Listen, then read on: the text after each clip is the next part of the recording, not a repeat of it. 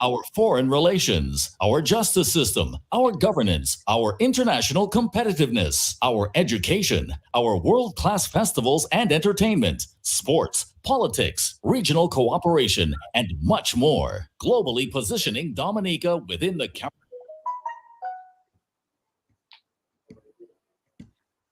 Hello, everybody. Good evening, all, and a very, very warm welcome to you in Radio Land, in the internet world, at home and abroad.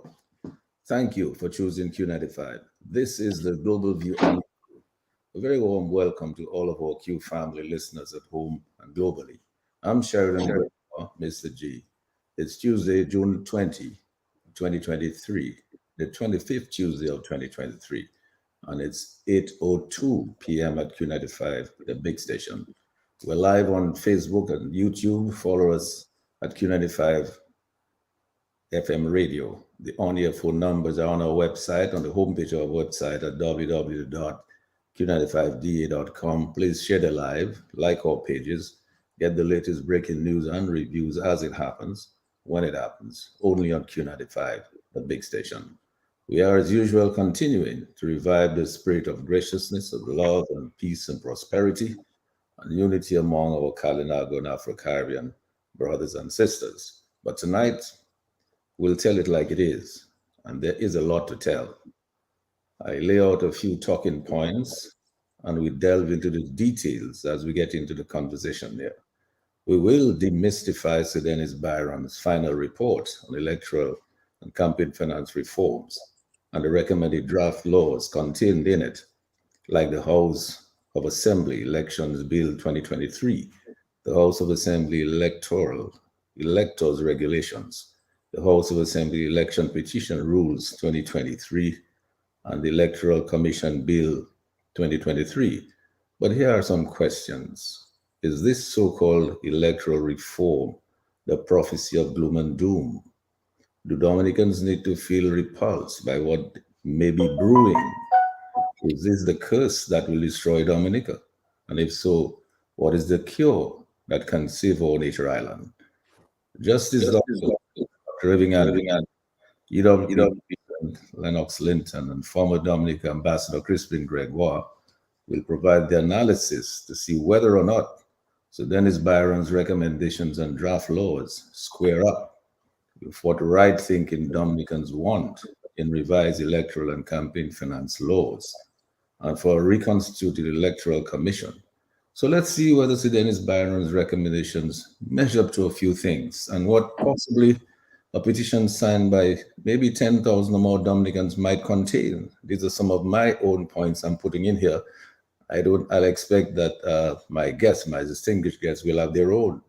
One, a complete re-registration of the electors right here in Dominica to ensure a cleansed voters list with no dead people and non-residents on them.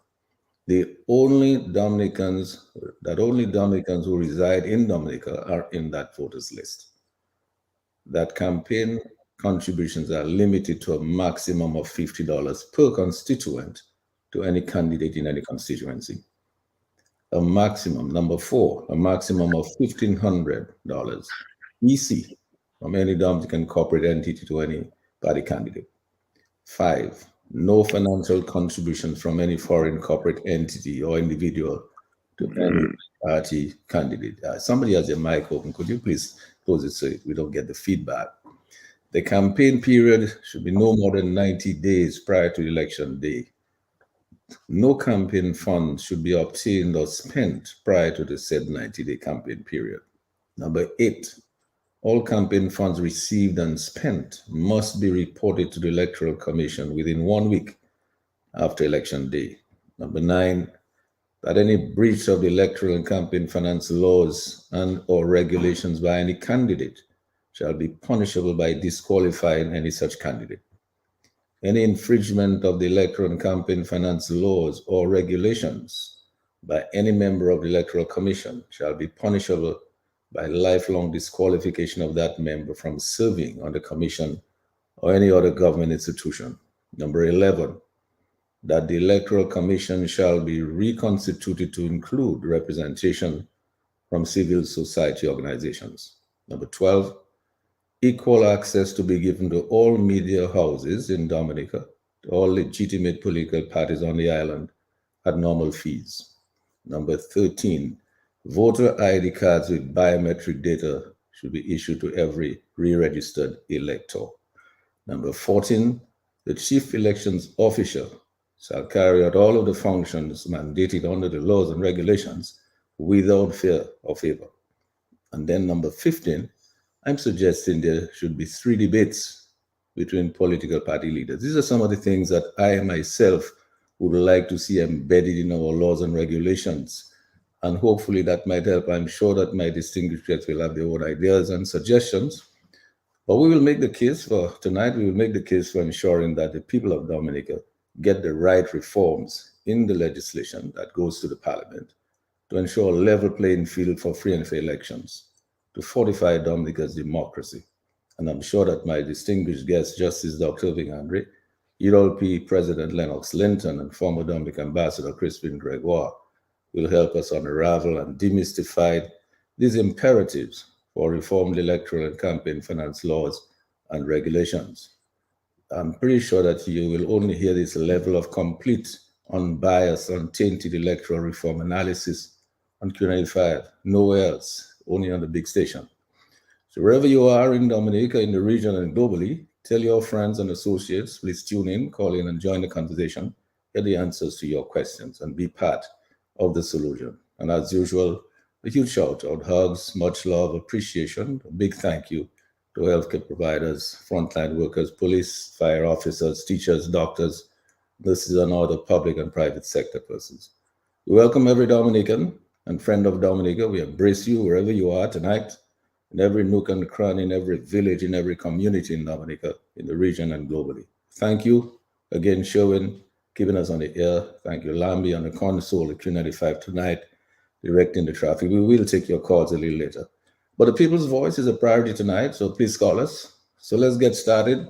I go now to Justice Dr. Irving Andre to get the ball rolling tonight on demystifying Sir Dennis Byron's final report on electoral and campaign finance reforms and the recommended draft laws contained in it, and on the best way forward to get this much needed specific recommendations implemented in the revised electoral and campaign finance laws and regulations so as to ensure free and fair elections to sustain our democracy and to take the people of Dominic out of the dilemma of what appears to be a never-ending cycle of poverty and in some cases mendicancy that we are witnessing.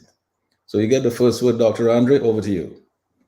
Thank you very much, Mr. G. Let me thank the fellow panelists, Mr. Linton, Mr. Crispin, Gregoire, Mr. Lambi, and DJ Slim, your listeners, and all those who are listening, irrespective of their motivation to do so. And let us always remember that despite all the adversities, it is a day the Lord has made, so we must be happy and we must rejoice. But let me start my little presentation by invoking the memory of former Premier Edward Oliver LeBlanc, by quoting to some extent one of his favorite biblical passages, and it's actually in Ecclesiastes, verse 3 to 7. And in it, the good book says, quote, "To everything there is a season, and a time to every purpose under the heaven, a time to get, and a time to lose, a time to keep, and a time to cast away, a time to rend, and a time to reset, a time to keep silent, and a time to speak." Obviously, I'm paraphrasing what's indicated in the book. A time to reflect, perhaps, on the life and times of this great and proud man, a man who sought to preserve the beaches for all his people, a man who provided jobs to qualified Dominicans even before they returned to Dominica, a man who had a justifiable suspicion and distrust of fly-by-night investors, a man who rejected the belief that holding public office should be the means of becoming filthy rich, a man who built the wealth of farmers, a man who refused offers of expensive shirts from a businessman on the ground that he only had one back, a man who believed that he should only serve 2 consecutive terms in office and only return at the behest of the people. A man who believed that Dominicans should be treated as equals in their own land. A man who left office with less than $100 in savings in his bank account. A man who rejected the offer of the presidency after Dominica attained independence. A man short in stature, tall in conviction, one who stood toe to toe with the Goliaths of poverty, color and class prejudice, and greed. A man who, when confronted by these vices, did not sing in the woods of the mighty sparrow, Sasa ye, Monsieur Ukachwe Mwe. The failure to enact true electoral reform spells the death knell of these cherished values that have served Dominicans so well since the early 60s. Indeed, the bells of doom began to toll hauntingly but persistently, even as hundreds of mourners gathered in Vacas following the death of Mr. Leblanc on about October 29, 2004. While mourners lowered their heads in respectful and reverential silence, many of those who had turned their backs first on Rosie and then on Pierre Charles publicly vowed, even as the casket of honesty, integrity, and decency was being lowered into the ground, and even as mourners wept in sorrow, that they would not leave office with no more than the clothes on their backs. This philosophy of prosperity plunder has now been fulfilled. The local legal infrastructure is now being put in place to ensure that this prophecy continues. And so we must look at these proposed reforms and ask ourselves dispassionately, how do they preserve, perpetuate, prolong this prophecy of plunder and prosperity that has cursed the nation since 2004? This is therefore a time not to remain silent, but a time to speak, a time not just to talk, but a time to walk in freedom according to Psalm 119, verse 46, to ask for the good way and walk in it according to Proverbs 6-16, to walk through the darkest valley, fearing no evil according to Psalm 23, to walk in the light rather than the darkness according to John 8:12. And so let us walk through this desolate valley of reforms and seek what perils, what precipices, what piranhas and poison chalices look ominously to fulfill this prophecy of plunder and prosperity that has ambushed our democracy and way of life. I will address the following issues in the final report or solution to our democracy. 1, financial contributions. 2, campaign expenditure. 3, electoral expenses. 4, the Electoral Commission. 5, financial autonomy of the Commission. The report calls for a prohibition against quote-unquote impermissible contributors. These include, according to Sir Byron, foreign governments, public bodies, and persons involved in illegal activities. It recommends that such contributions should be returned within 15 days of receipt. But who would police these provisions? Who is going to ensure that those who believe that no law or constitution can stop them will comply with these provisions? Who will ensure that where the Labour Party get their funds from is not your damn business? Are these the persons who will ensure compliance with these provisions? Campaign finance. Limits are placed on spending within a defined reporting period, but there are no limitations with respect to spending outside or before that reporting period. In other words, a party who has money hidden in mysterious accounts in Europe can spend millions and millions of dollars prior to that reporting period. And when the date of the election is proclaimed as if by magic, or perhaps from some rogue pastor, you have all the paraphernalia of elections just springing forth a day or two after the reporting period commences. This is a significant loophole in what Sir Byron is proposing, one that will make mockery of any proposal he makes with respect to limits on campaign financing. The report also indicates the following. It placed a party must submit a report of election expenditure to the commission within a defined period after the election. The commission has the power to require a party or candidate to submit documents relating to any expenditure, and the party or candidate will be required to comply with the request. Parties and candidates must provide proper records and a final disclosure report to the commission detailing all income and expenditure during the reporting period. Oh, it sounds so beautiful. What a lovely piece of legal scholarship in defining the obligations of a party reporting expenditure. Now, let me ask you this.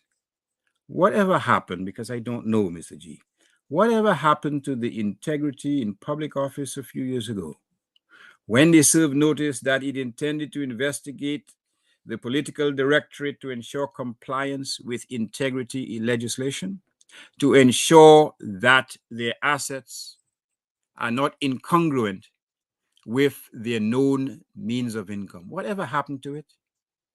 Is that the proof that we need regarding compliance with any reporting of campaign expenditure? Now, I wonder if the government would provide financial records of the passages paid for persons to travel to Dominica to vote, the money used to bribe voters, the money paid to reggae and religious mercenaries for election purposes. Are you telling me that these folk are going to provide, in compliance with these proposed reforms, expenditure or reports showing the expenditure made even prior to the reporting period? It will not happen. Don't fool ourselves. What about election offenses? Now, I've had occasion to comment on the proposed amendments or the proposed reforms with respect to election offenses. Now, these in the final report, as I understand, it states that it does not specifically it states that bribery and treating are offenses, election offenses. The provisions state that providing persons with food, with drink and entertainment with the intent to have them vote for you constitutes evidence of these offenses. But nowhere in this report is there any mention of air or sea travel. Not a single mention. Now, Sir Byron writes that a text called the Halesbury Laws of England clearly state that the purpose or the promise or the payment to a voter of his or her traveling expenses with the intent of making the person vote for him or her is bribery. He therefore concludes, listen carefully, I have not been able to share the view that the definition of treating need clarification or expansion. Papanoste. Sir Byron is saying he doesn't believe that the definition of bribery and treating as he proposes require any expansion or clarification. What he fails to tell us is why he has refused explicitly to state that payment or a promise to pay the travel expenses of a person on condition that he or she vote for the person doing the paying constitutes bribery or treating. Why? After all, there are a number of reported criminal cases which state unequivocally that giving a prospective voter a free pass, travel, or ticket by railway, boat, or other means of transportation for the purpose of having the person vote for you or for your party is a criminal offense. So Byron would therefore be on solid legal grounds to say so explicitly in his final report. Mais pas fait. Why? Why is Sir Byron so hesitant and reluctant to specifically indicate that paying for the passage, air or sea travel of a prospective voter with one clear intention, and we know the intention because the clear, uncontradicted evidence is that dozens or hundreds of persons were not only provided with free passage, they were given specific instructions to vote in a particular constituency. So the evidence is there. Make Assam Sir Byron a vague. He cannot see.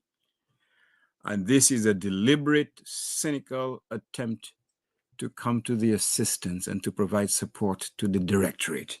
That is the only reasonable and logical conclusion. What does Sue Byron say about the Electoral Commission? He correctly notes that it has 5 members.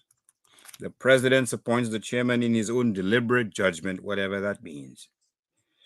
The president also appoints 2 members acting on the advice of the PM and another 2 acting on the advice of the leader of the opposition.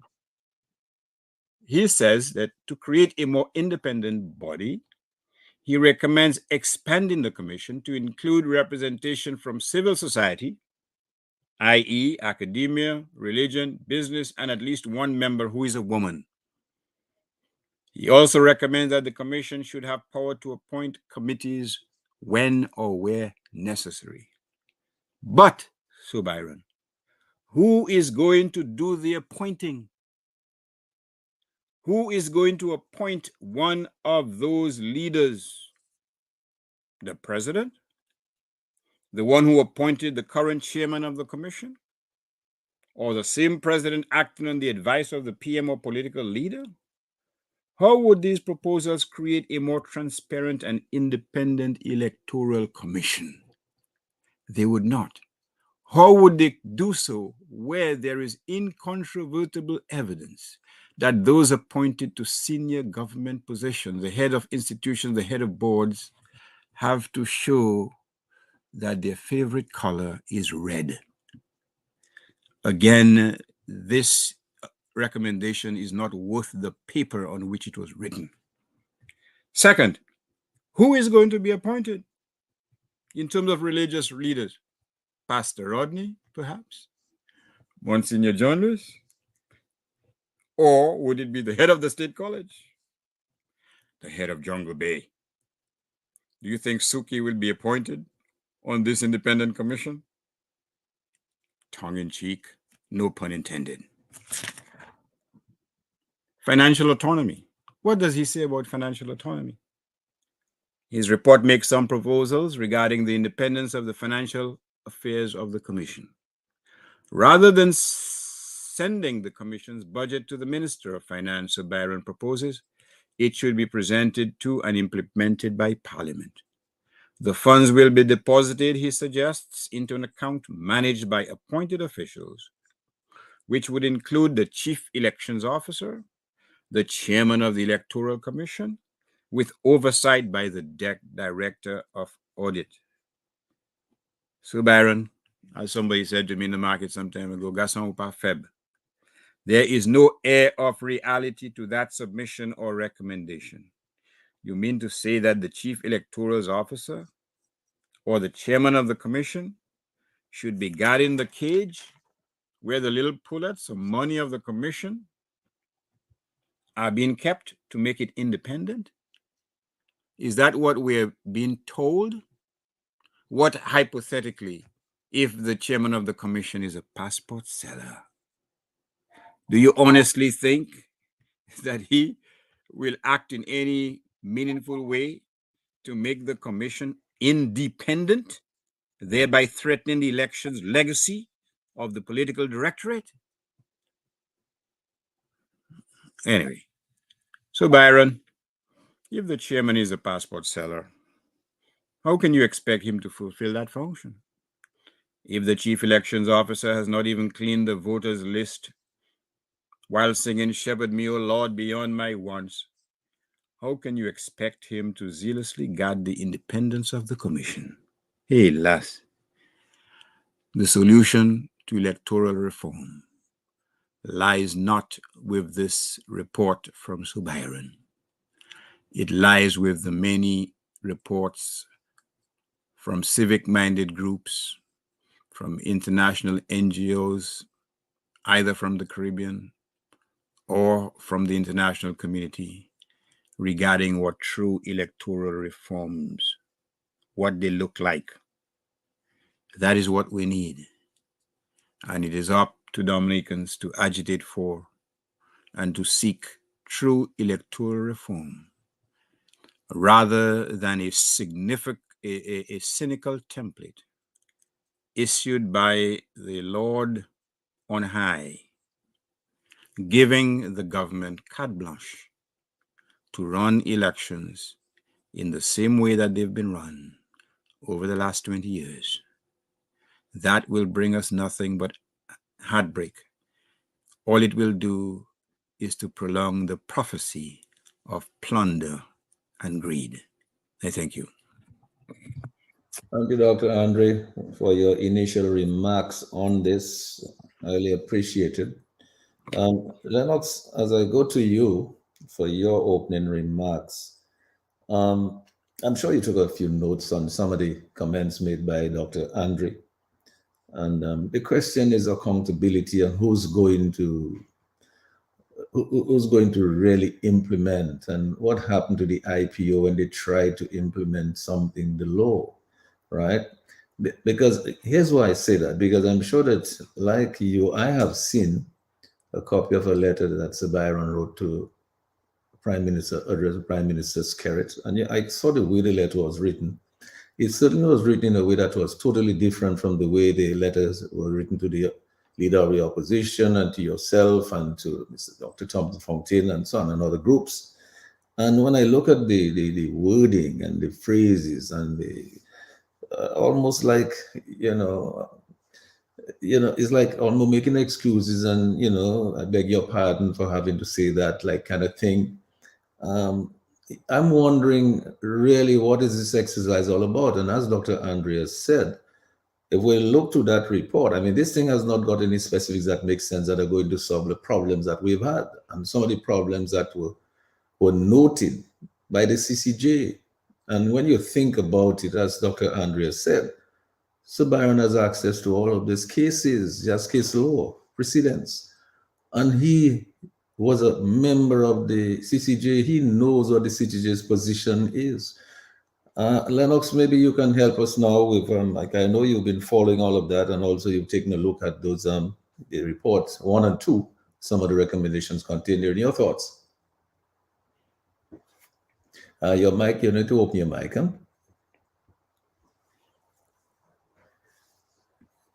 Yeah, thank you, Sheridan. Thanks for the invite. Crispin, Gregoire, welcome. Good to see you. Dr. Andre, good to see you again. Are you still in Dominica? Oh, no, that curtain doesn't look like Dominica. It's okay. That backdrop looks like Brampton, somewhere in Ontario. Lambi, good night. God bless. Sheridan, I wanted to, you segued into this talking about the Caribbean Court of Justice. In fact, I want to remind us where we were while this assignment was taking place. The Caribbean Court of Justice was underlining the necessity for electoral reform in Dominica. July of 2022, when it said, quote, "There remain areas of grave concern about how the process of these 2019 elections was conducted. Future elections in Dominica ought not to proceed with these or similar taints." And then in December of 2022, following the public announcement of a plan to implement electoral reform recommendations, we had a sham election boycotted by 70% of the electorate with the same tainted electoral process. And in respect of that election, the OAS Observer Mission advised, quote again here, "It is clear that Dominica cannot proceed to another election under the current rules. It will therefore be essential to have a new electoral framework in place before the next poll." Now, the CCJ didn't only tell us that we should avoid going to another election with the tainted electoral process that they observed with respect to the 2019 election. The CCJ also reminded us, and I'm quoting here from paragraph 7 of the July 2022 judgment, quote, "Without such free and fair elections, the preambular value of the creation and maintenance of and respect for lawfully constituted authority would be fatally undermined. The consequences of such a denial that a reflection on Caribbean history demonstrates include loss of legitimacy, public unrest, and even revolt. In contemporary terms, free and fair elections are so fundamental to the democratic way of life that without it, the very legitimacy and sovereignty of the constitutional state is brought into question, constituted as it is by the people of Dominica. In this regard, it is worth reminding ourselves the will of the people shall be the basis of the authority, the legitimacy of government. And having said that, Sheridan, I want to focus on an aspect of the Dennis Byron report, which I think provides Dominica with a litmus test on the integrity of the work that was done. And whether or not that work was done in the public interest, or whether it was done in the interest of one man who has had his designs on the electoral process for a number of years now, and who has worked overtime to protect what is referred to as his re-election legacy. The draft Phase 1 report of Sir Dennis Byron in November 2022 deals with the importance of voter identification cards in the electoral reform process. I quote from that draft Phase 1 report, where Sir Dennis Byron says, "The introduction of voter identification cards to persons registered as electors supported with biometric data was considered one of the most important reforms by almost everyone. This was regarded as essential to eliminate or minimize a wide variety of fraudulent conduct at elections, including impersonation and multiple voting. The issue of these voter ID cards has been mandated by Clause 11 of the Registration of Electors Bill. The process details are to be found in the regulations," end of quote. And then in his final Phase 1 report, the legal luminary, the internationally acclaimed jurist, Sir Dennis Byron, made a dramatic shift from voter identification cards to national identification cards, about which there was already a huge public furor. And he claimed that he was moving from voter identification cards to national identification cards because of a commitment to follow government policy, notwithstanding his concerns that elements of such a policy could be inconsistent with the Constitution, our supreme law. He says in his final report, quote, "The Registration of Electors Amendment Bill 2019, which was tabled in Parliament but not passed, had proposed a national identification card. Inasmuch as the 2019 bill reflects government policy, the legislation I have proposed reflects in the main the provision of that bill relating to a national ID card. However, I would be remiss if I did not highlight the following concerns." And Sir Dennis Byron refers to 4 concerns that he has about the national ID card that he is recommending over the voter identification card, which he told us most were in favor of. Almost everyone. National voter identification card supported with biometric data. He says in concern number 4, quote, "Finally, a question arises whether the issue of a card for the purposes unrelated to the registration of voters and elections would be consistent with the constitutional remit of the Electoral Commission.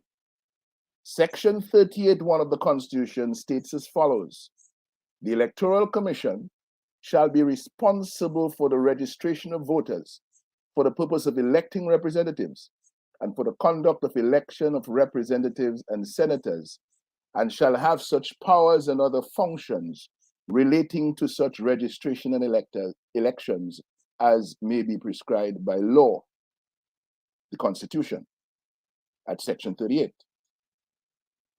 So Dennis Byron continues.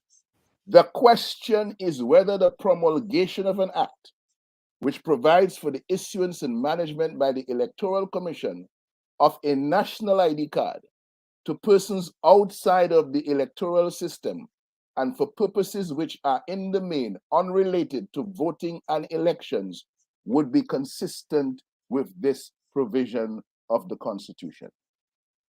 This needs to be explored. End of quote. What does Sir Dennis Byron want to explore? He is a former Chief Justice of the Eastern Caribbean Supreme Court. He's a former President of the Caribbean Court of Justice. He was at the International Criminal Court, I'm told. He is perfectly capable of answering the constitutional question he has raised as to the remit of the Electoral Commission and advise the government accordingly. Instead, notwithstanding the constitutional question he has raised about the Electoral Commission being involved in the issuance and management of a national ID card, he goes ahead and he recommends it nonetheless, because that is what he understands Mr. Skerritt wants. In his phase 1 report, Mr. Byron goes to great lengths, into great detail about using biometric data technology in the voter identification process. But this is not reflected in the actual revised legislation he has proposed to give effect to the electoral reform recommendations. He says in his report, quote, "The Commission has been able to commit to the use of a card for authentic voter identification strengthened by biometric data technology. The leader of the opposition and his team, in consultation with me, supported this development. At the time it was proposed, there would be a voter identification card and that the biometric methodology would be based on fingerprinting. During my consultation with the government, they also supported the use of biometric data to strengthen the process of personal identification, but proposed that the use of facial recognition was sufficient, and that to include the requirement of fingerprinting might generate pushback, especially from those sections of the community which associated the taking of fingerprints with criminal investigation." So note well, he wants facial recognition, he wants fingerprints on the ID card as the biometrics, but the government has taken objection to fingerprints. Mr. Byron says, "I am not persuaded that there would be widespread resistance to fingerprinting." And he says, "Many countries require fingerprinting as part of the application process for visas, and Caribbean nationals readily provide their fingerprints to foreign countries as part of that process." And he says he has research that shows that for decades now, fingerprints have been a basic standard type of biometric information collected by many countries as part of their voter registration process. However, he says, "Although I'm still of the view that fingerprinting is a valuable biometric in this context, I also appreciate that facial recognition is an effective biometric tool to be used to verify a person's identity." So he's backing away from fingerprinting now because Mr. Skerritt doesn't want it. And he's telling you, well, facial recognition is okay. The draft legislation, he says, contains provisions for facial images to be taken as part of the registration process. Note, the registration process, not for inclusion on ID cards, for the registration process. The question is whether facial image as the primary biometric would be sufficient to provide certainty of identity in all cases. He has reservations about not using fingerprints as part of the biometric suite, but the Prime Minister doesn't want it, has raised objections to it, and so he has backed away from it. Now, the proposed legislation the Registration of Electors Bill 2023 from the electoral reform recommendations of Dennis Byron contain no specific provision for the inclusion of biometric data on identification cards for voting. The Registration of Electors Bill 2023 has 5 references to biometric data. 2 are in clause 2, the interpretation section, where they define biometric data and they define prescribed biometric data. And then in clause 36, there is another reference. In clause 37.1, there's another reference. And in the objects and reasons, there's another reference to biometric data. 5 in all. But none of the references are to the inclusion of this data on the actual ID card for voting. Remember, according to Sir Dennis, the introduction of voter identification cards to persons registered as electors supported the biometric data was considered one of the most important reforms by almost everyone. Clause 11 of the Registration of Electors Bill, which is supposed to mandate the use of ID cards for voting, provides 1, that where a person has been duly registered as an elector, the chief registering officer shall cause a national ID card in the prescribed form and containing the prescribed information to be issued to the person in accordance with the regulations. The chief registering officer may designate locations for the purpose of the issue of national ID cards. That's number 2. And 11.3, there shall be established and maintained by the chief registering officer a roll of the names of persons to whom national identification cards have been issued. So in the law, as proposed by Sir Dennis, there is no requirement for biometric data to be included on the ID card for voting. The prescribed form of the ID card and the prescribed information on the ID card are to be found in the regulation. So let's go to the regulations. Regulation 13 provides 1, the national identification card issued pursuant to Regulation 10.3d shall be in the form set out in 7 and the first schedule and shall be signed by the chief registering officer and have such security features as the chief registering officer considers appropriate. 2, the national identification card shall be made available to the elector who shall acknowledge the receipt of the card by signing or making his or her mark in a book of record to be provided for the purpose. 3, for the purpose of sub-regulation 2, where a person provided an overseas address for correspondence, the chief registering officer shall cause the national identification card relating to the person to be sent to that address by the post. The security features on the card, whatever those may be, will be at the discretion of the chief registering officer. A picture of the card is supposed to be inserted in Form 7, but Form 7 in the proposed regulation of electors regulations gives no indication what exactly should be on the ID card. There is no provision in Regulation 13 for biometric data or any specific information to be included on the ID card. According to Regulation 13, the national ID card must be issued pursuant to Regulation 10.3d. Regulation 10.3d. So Regulation 10.3 states, on being satisfied that the person has met the requirements for registration as elector under the Act, the chief registering officer shall cause A, the person's name to be entered on the register of electors for the polling district in respect of which the application was made. B, a unique identification number to be generated in respect of the person and affixed to his or her application for registration and other registration records. Note, not on any ID card.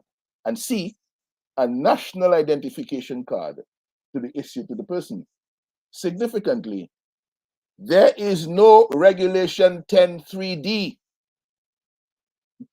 You have 10.3a, 10.3b, and 10.3c. There is no Regulation 10.3d. That is the regulation they told us, 10.3d, that is supposed to, against which the, what does it say here? It is supposed to be issued pursuant to Regulation 10.3d, the National Identification Card. But there is no 10.3d. There's 10.3a, b, and c. There is no 10.3d. Significantly, there is no Regulation 10.3d, pursuant to which the ID card must be issued, and there is no requirement in the proposed law or in the regulations to the proposed law for photograph, fingerprint, ID number, voter registration number, polling district, address to be included on the ID card for voting. In his end of assignment letter to Roosevelt Skerritt, I think Sheridan and Gregoire referred to it.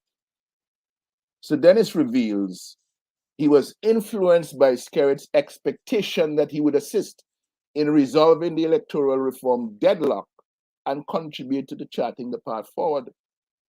So he, quote, undertook a comprehensive review exercise to ensure that the work completed would be meticulous and conform to international best practice standards, end of quote. And I'm saying, given the disconnect between recommendations in the Phase 1 report and the actual provisions in the proposed new registration of electors bill, the work in the area of identification cards for voting was far from meticulous, and there is no clear conformity with international best practice. And I'm also saying, in what seems a confirmation of the presence of the he who pays the piper calls the tune dynamic in the electoral reform exercise, Sir Dennis says to Skerritt, and I'm quoting him here again, listen carefully, I recognized that you were concerned about the implication that your government had engaged in improper election practices. I observed that you have categorically and consistently denied all malfeasance allegations and attributed them to the harsh political environment. I wish to assure you, I, Dennis Byron, wish to assure you, Roosevelt Skerritt, that from the outset, I acted on the basis that my mandate did not encompass passing judgments on these matters. Who asked you to pass judgment on these matters, Sir Dennis? Your terms of reference were as clear as daylight. Who asked you to cast judgment on these matters? He goes on, I deliberately refrained from seeking evidence on these issues. Throughout the process, I consciously steered clear of party political issues and proceeded on the premise of service to the national interest. End of quote. The reference in here is to improper election practices that the government, he claims the government was accused of.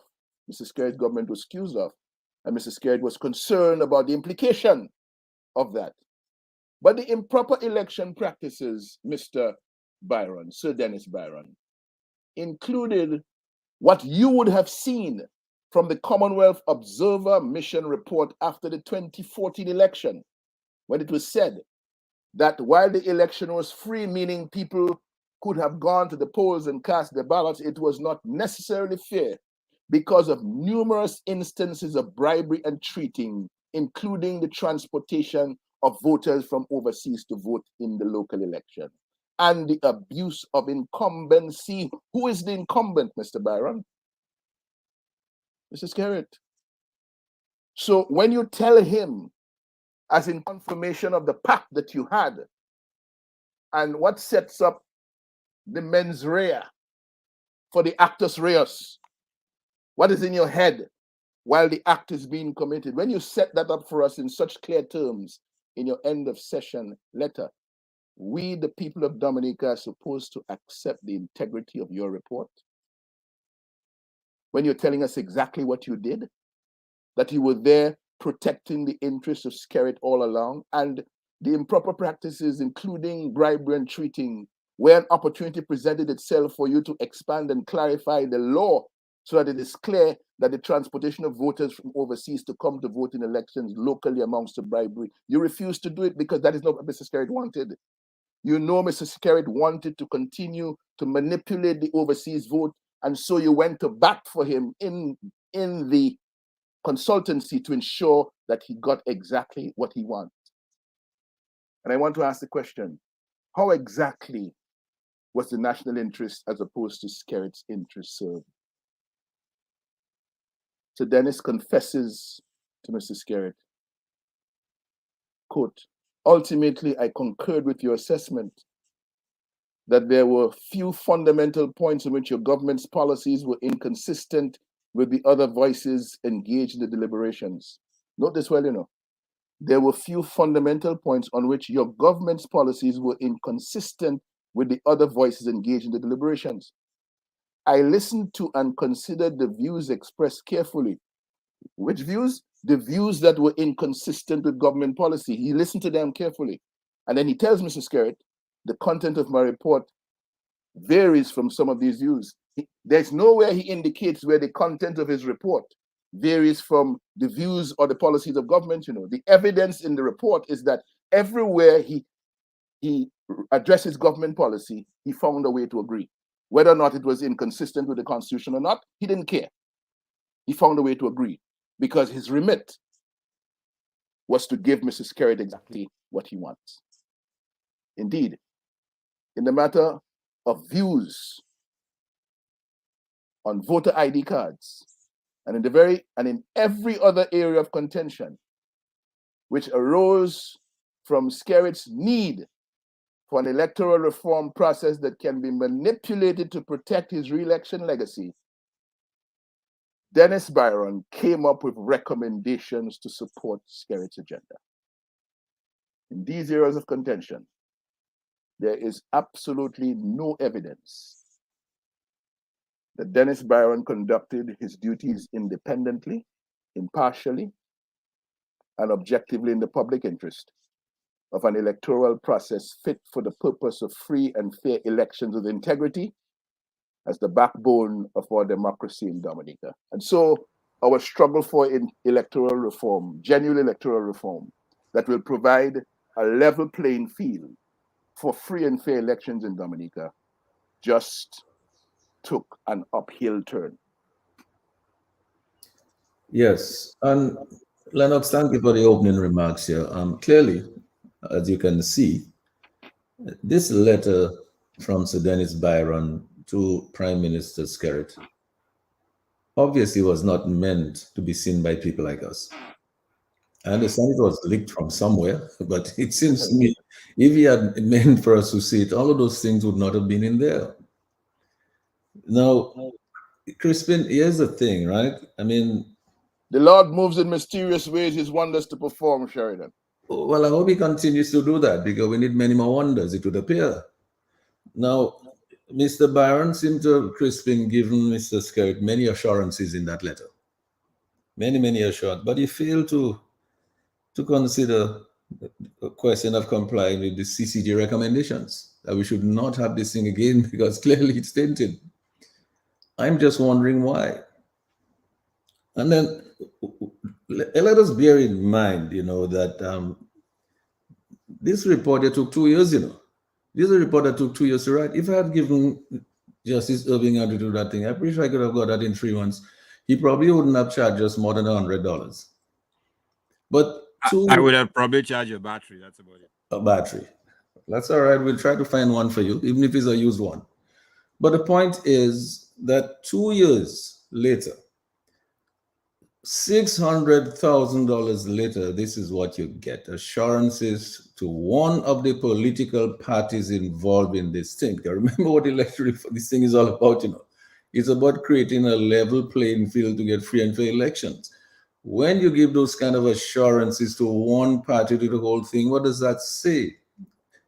I mean, knowing what the CCG has said, the comments that the CCG has made, and you have been a member of that body, you know what is in all of these recommendations made by the international organizations. You know what is happening in the regular legislation that came out of Jamaica, out of St. Kitts, out of Antigua, out of Barbados, for God's sake. And yet, in this report, Crispin, Byron is talking about international best practice that will be the envy of the region. Maybe other people will use it going forward. But I mean, come on, Sir Byron. I mean, really and truly, where are the specifics? I mean, where is they telling us you must re-register everybody? Where is it telling us that, the chief election officer must be taken to task because this man couldn't even take off one dead person from the list in so many years? and you're still telling us to go back to him and depend on him to do what is right. I mean, come on, you're not telling us exactly how much money you think, if any, foreign firms, these people have like big accounts all over the place. Zampoli told us about it, Are you not even telling us, well, they should not be allowed to contribute to interfere in our elections so that they control the runnings of our government? We're not even being told that. We make no comment on that. It's as though it's okay. We talk about millions of dollars. Why is it that election in Dominica have to be so expensive? Why do we have to spend millions of dollars? A little country of 70,000 people. Why do we have to have an election, a campaign period that is over a year, 2 years of people, 3 years, people are campaigning and spending all kind of money? You know that the CCJ mentioned all those things that constitute bribery and treating, and you know the laws. I mean, I'm pretty sure Sir Byron knows more of those case laws than Irving Andre. And yet Irving Andres is able to find laws where it says that this thing, when you buy tickets for people to travel and so on, you buy food and drink and it's in for them, it is illegal. If Irving Andre could find that, why is it that Sir Dennis Byron could not find those case laws? So, Crispin, I want you to help us out. You've looked at these reforms, the recommendations, the reports. You had a chance to take a look at some of the details of what is written in those laws. What are your thoughts going forward after hearing everything we've heard from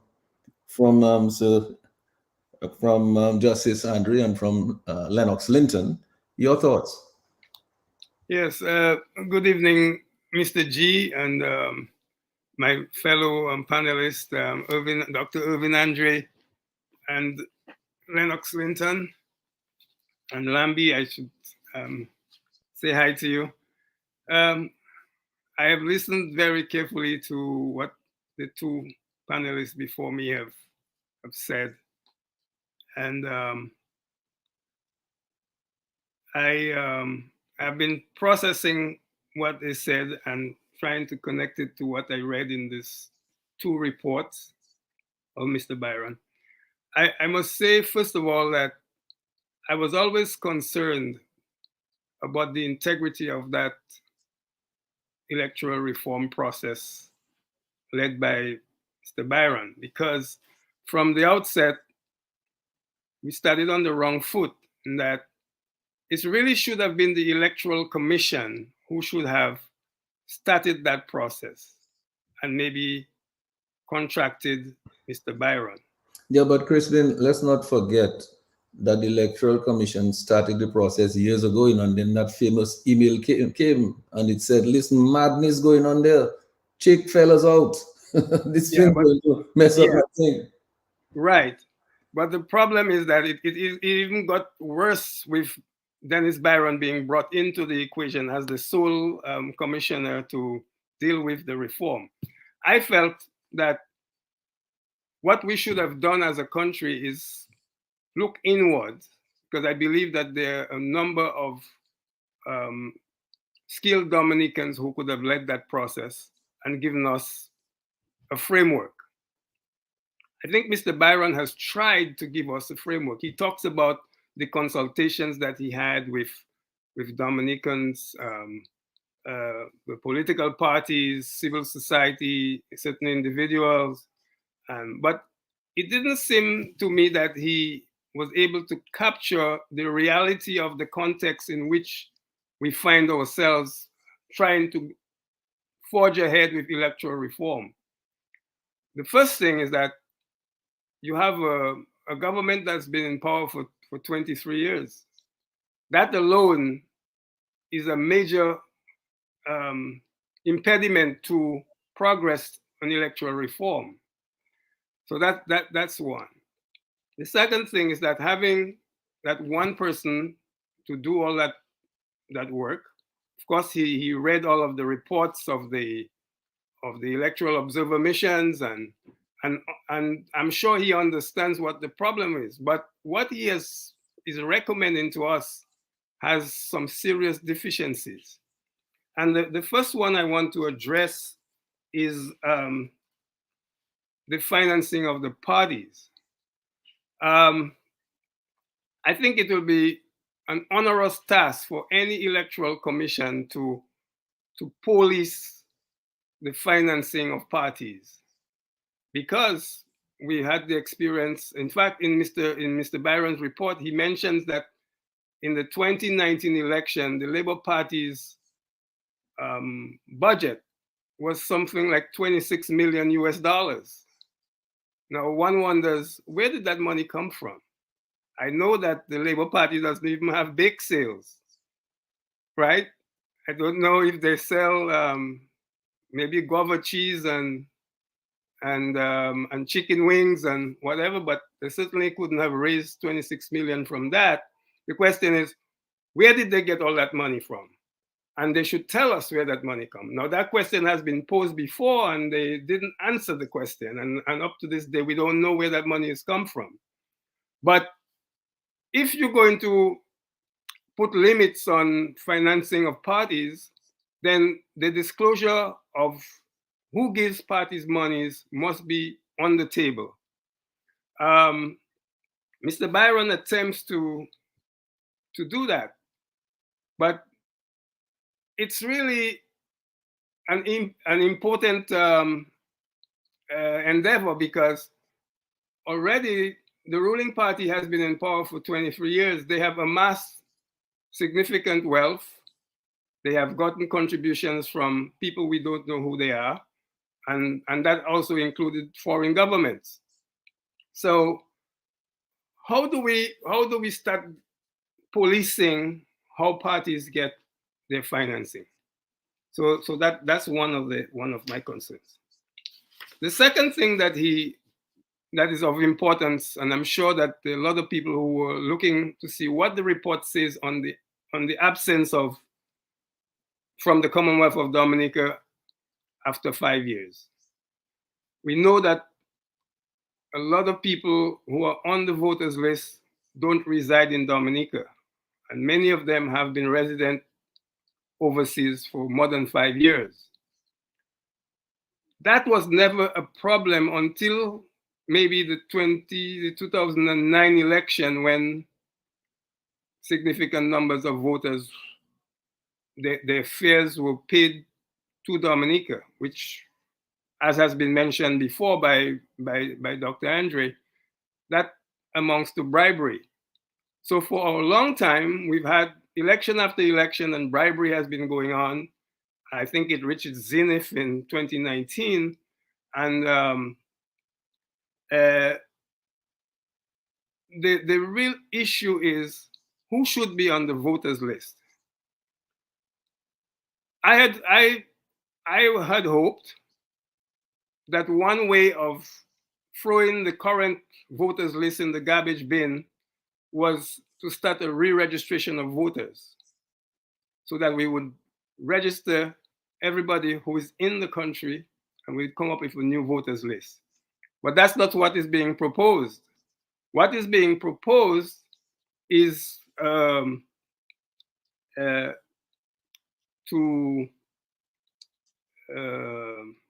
reconfirm who is on the voters list. And there's even provision for going outside Dominica to do that reconfirming. And I think that's problematic. So that's a huge challenge right there. And I think that I can say without any reservation that most Dominicans are concerned about Dominicans resident abroad who are not qualified to be on the voters list to be brought in to give the ruling party advantage. And that we know is a very contentious issue in our politics. Mr. Byron did attempt to address the question of media access. But what I find the shortcoming there was that he's only focused on state media. I think that all media should be accessible to all parties in that campaign period that would be established. And I think that a 3-month period leading to elections is probably a reasonable campaign period. And that has to be managed. And the Electoral Commission would have to oversee that the ruling party does not campaign for a whole year, as we saw in 2019. As far as the registration of voters locally should start immediately after the commission has been reestablished. Now the question is, how do we make that leap to this reform that is being proposed? Right now, it's really in the hands of the government. And the government really should take a back seat and allow the Labour Party and the other parties to sit down and hash this out, because I can't see an electoral reform agenda, a new one, being led by the government for the other parties. That to me just doesn't make sense. That we're talking about all the parties have equal stake in this, so that it cannot be led by the prime minister. That is one of the fundamental problems I see in how we move forward. We have a report now. It has some interesting things. It has some problematic areas. But how do we make that next step towards realizing electoral reform? I see that as very vague and worrying, because this thing could really spiral out of control. Mr. G, that's how I see it. Well, Crispin, thanks a lot for that. I mean, some of the problems that we can see, Crispin, for example, and Irving, you'll advise us on that. It's obvious that it is, in fact, the government, and to some large extent, the prime minister, who can table these laws in the parliament. The political parties can, the electoral commission cannot do that. It is the fact the government, the prime minister, and the AG, whoever is in there, can put those bills to parliament. So it is obvious that if he does not get what he wants, this thing may never get tabled in parliament. The long and short of it is this, that from everything that we have seen from this report and from the past, the statements that have been made from the very inception, when the electoral reform process was told, and the reason that was given to affect the prime minister's re-election legacy, obviously this is what is guiding him in whatever is happening in these discussions about reforms. Preservation of election winning legacy. Now we have to remember how this election legacy is being won. It's by a largesse of millions of dollars coming into play, tickets and so on, black is white for people. And the excuse I'm hearing these days is that, well, if you buy a ticket for somebody who is in need and you send them down, that is not against the law, and there's case law to prove that. It's like giving somebody a VEP from Marigot to Roseau to vote or something like that. Now, it's obvious from what Dr. Andre has said that there's case law to show that is totally incorrect. In fact, it is illegal to do that. So here's the thing, Dr. Andre, my concern is, and we're going to take some calls in a minute. Lambi, we'll let you and give out the numbers in a minute. And when we're talking, we'll be able to open the lines and take the calls as they come. But Dr. Andre, it is very concerning that after 2 years, after spending $600,000, which obviously you could have taken that and given it by fertilizer for the farmers, I think we'd have seen a lot more production. You can take a lot of these young entrepreneurs who are very excited and producing all kind of products from using natural resources, and some of them are even exporting now and so on, creating wealth and jobs and income and foreign earnings. You could have given that money to them, because I'm sure the illegal draftsmen in the government and in Dominica and Dominicans everywhere who would do that for much, much less money than that. So I'm not so sure, Dr. Andre, this money is well spent at all. I'm not sure how good an investment that is. The alternative use of the money could have brought the country a lot more returns. I'm not so sure what returns we have got from this investment of $600,000, because the fact of the matter is there's nothing specific or definitive except in that letter, which we were not supposed to see, which is making a lot of excuses and apologizing to the Prime Minister about not being able to say what exactly I should be saying. But Dr. Andy, help us out there. But Well, before you go ahead, Dr. Andre, Sheridan Gregoire, it's not 2 years. The assignment started in September of 2020. This month will be 2 years and 10 months. It's almost 3 years. Almost 3 years. So you see. First of all, Mr. G, the letter, which was obviously not meant for prying eyes, that is to say, the letter sent by Sir Byron to Mrs. Garrett, it reminded me of a verse in a song, in a religious song. The name of the song is Blessed Assurance.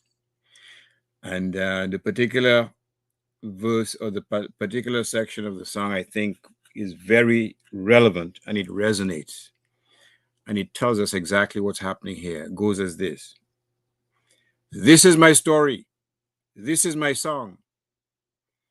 Praising my Savior all the day long.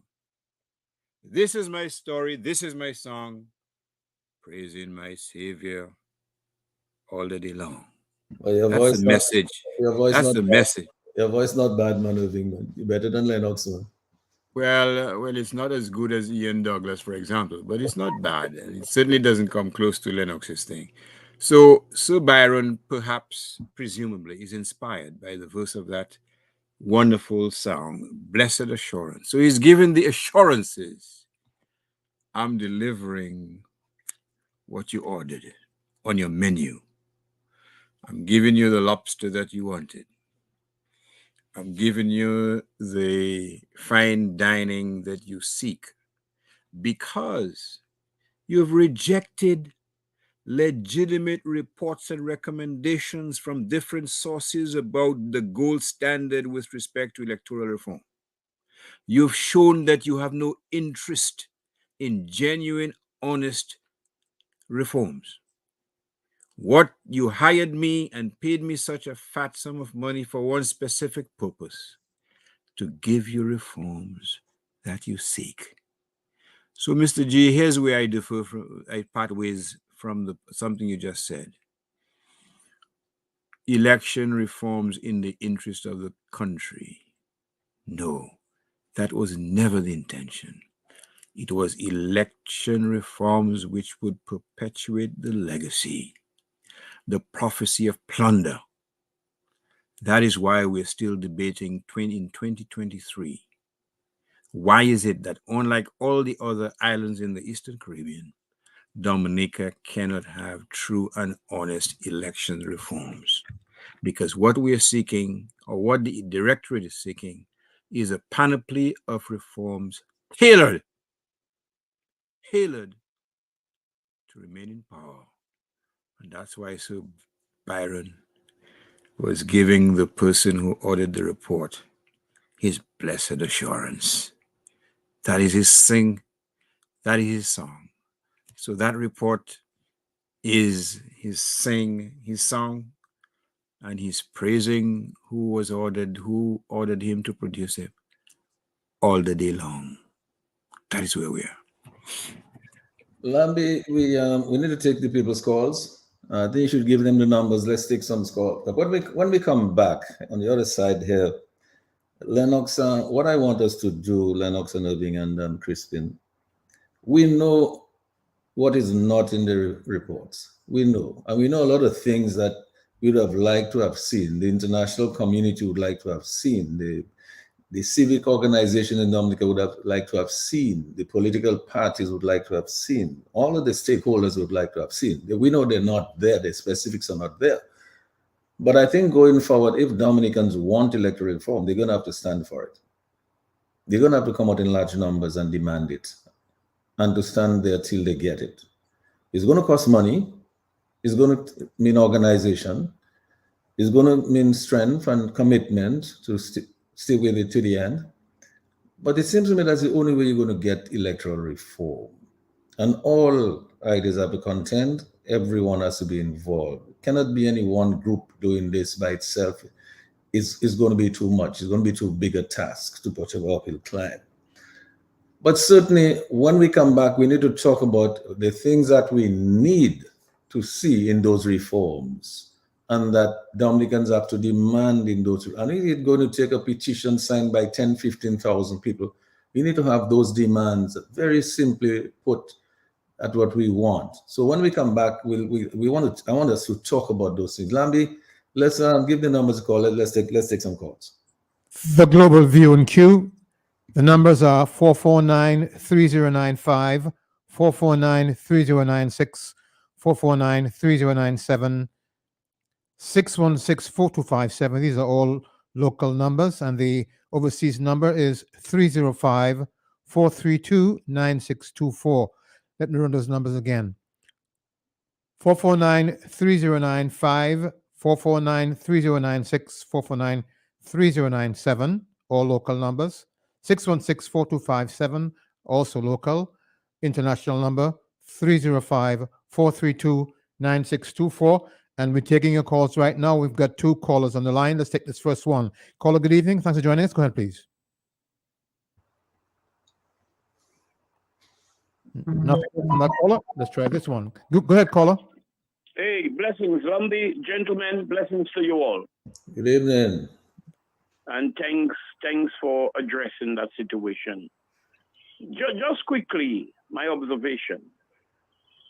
You have something happening simultaneously with Dennis Byron release or submission of the report.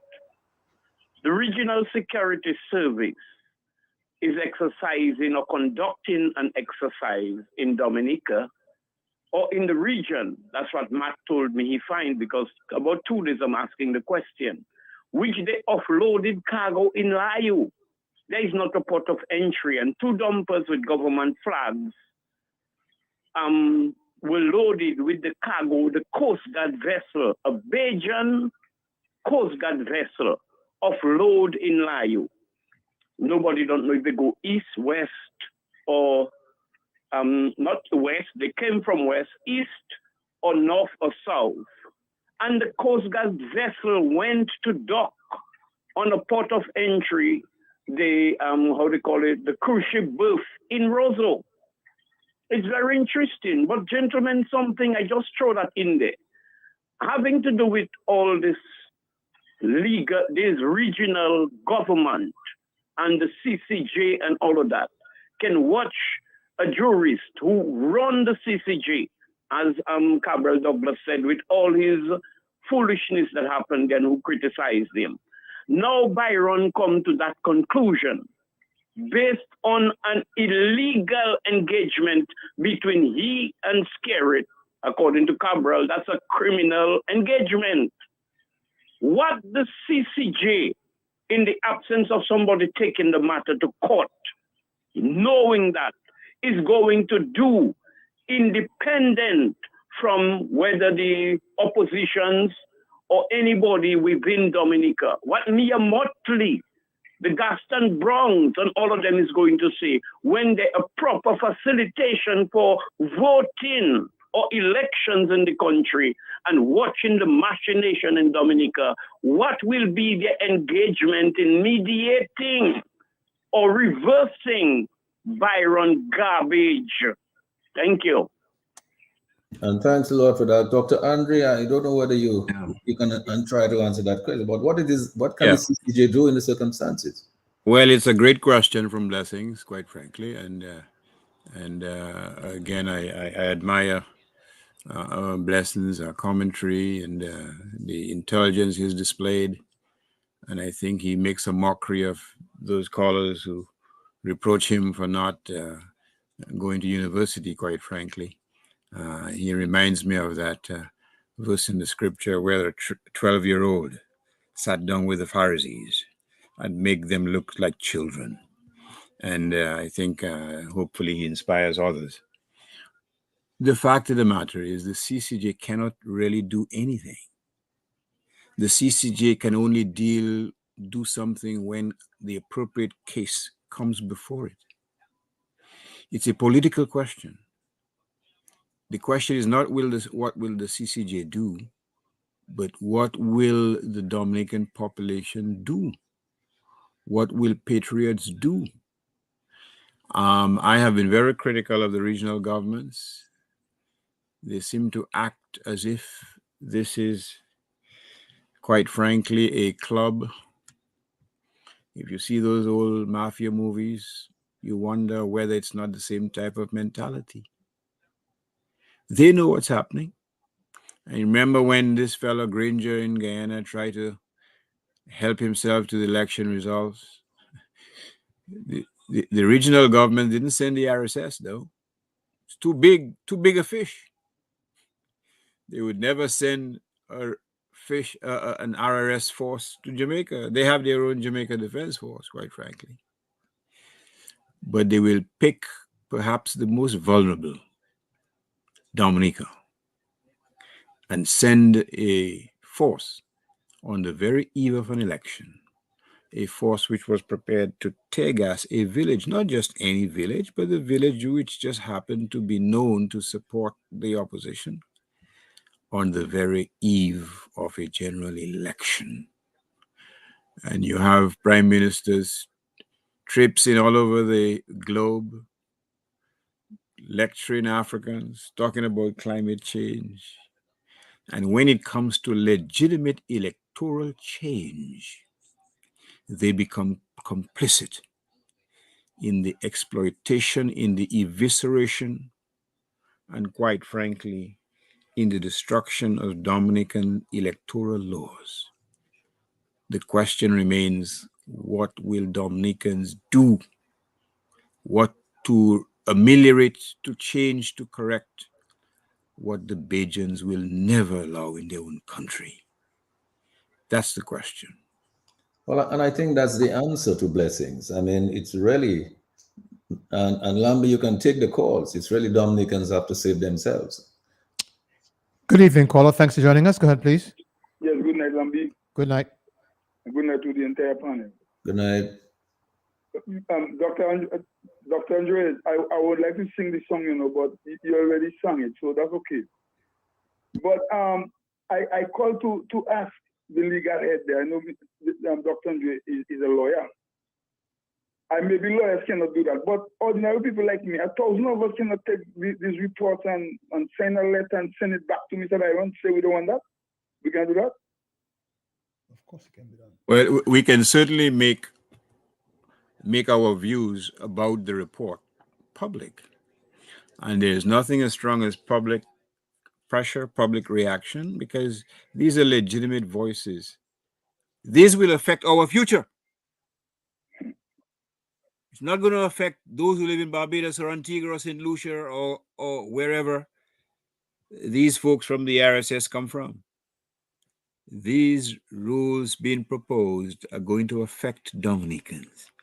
They're going to affect the ability of Dominicans to change their government, the ability of government of Dominicans to ensure that their vote amounts to something, the ability of Dominicans to ensure that, quite frankly, they still reside in a democracy.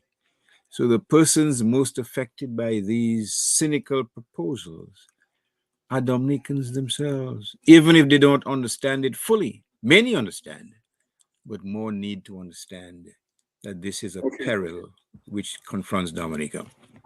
Okay. Lennox, the caller is still there, Lambi. Go ahead, caller. I have a request to make of Mr. G. Mr. G, the reason why I'm going to make this request, I'm waiting on your program, is because an elderly lady, 90 years of age, had a surgery. They took off one of her toe. And 3 days later, she could not get antibiotics. One of her granddaughter had to go to Roseau by antibiotics to bring back to the hospital so these antibiotics could be ministered to the lady by a nurse or nurses. And I said this, even after this happened, the Prime Minister went to visit this lady. And Mr. Crispin, as if that was nothing to him. So I am making a plea now. Listening to Mr. Crispin the other day, I say I'm going to make a plea to Mr. G for us to ban Mr. Crispin calling the radio station. I think I alone can protest against him because he don't care about nothing that's going on in our country, but all he's trying to do is to spin for for whatever he's spinning whatever he's spinning. So I am calling upon you now too. I'm making that request. Let's burn him on the radio station. Thank you. And thanks a lot. Lennox, I wanted to go to you, because you want to take another call, Lambi? Let's go right here. Caller, please go ahead. Caller, are you paying attention? Please go ahead. Yes, I am. Yes, please go ahead. Yeah, he has a radio in his background that is he's listening to his radio and not to the phone. So maybe he can call back, Lambi, and engage us. But Lennox, the caller spoke about 1,000 people signing something. But I mean, I believe it will get the attention of every politician in the region.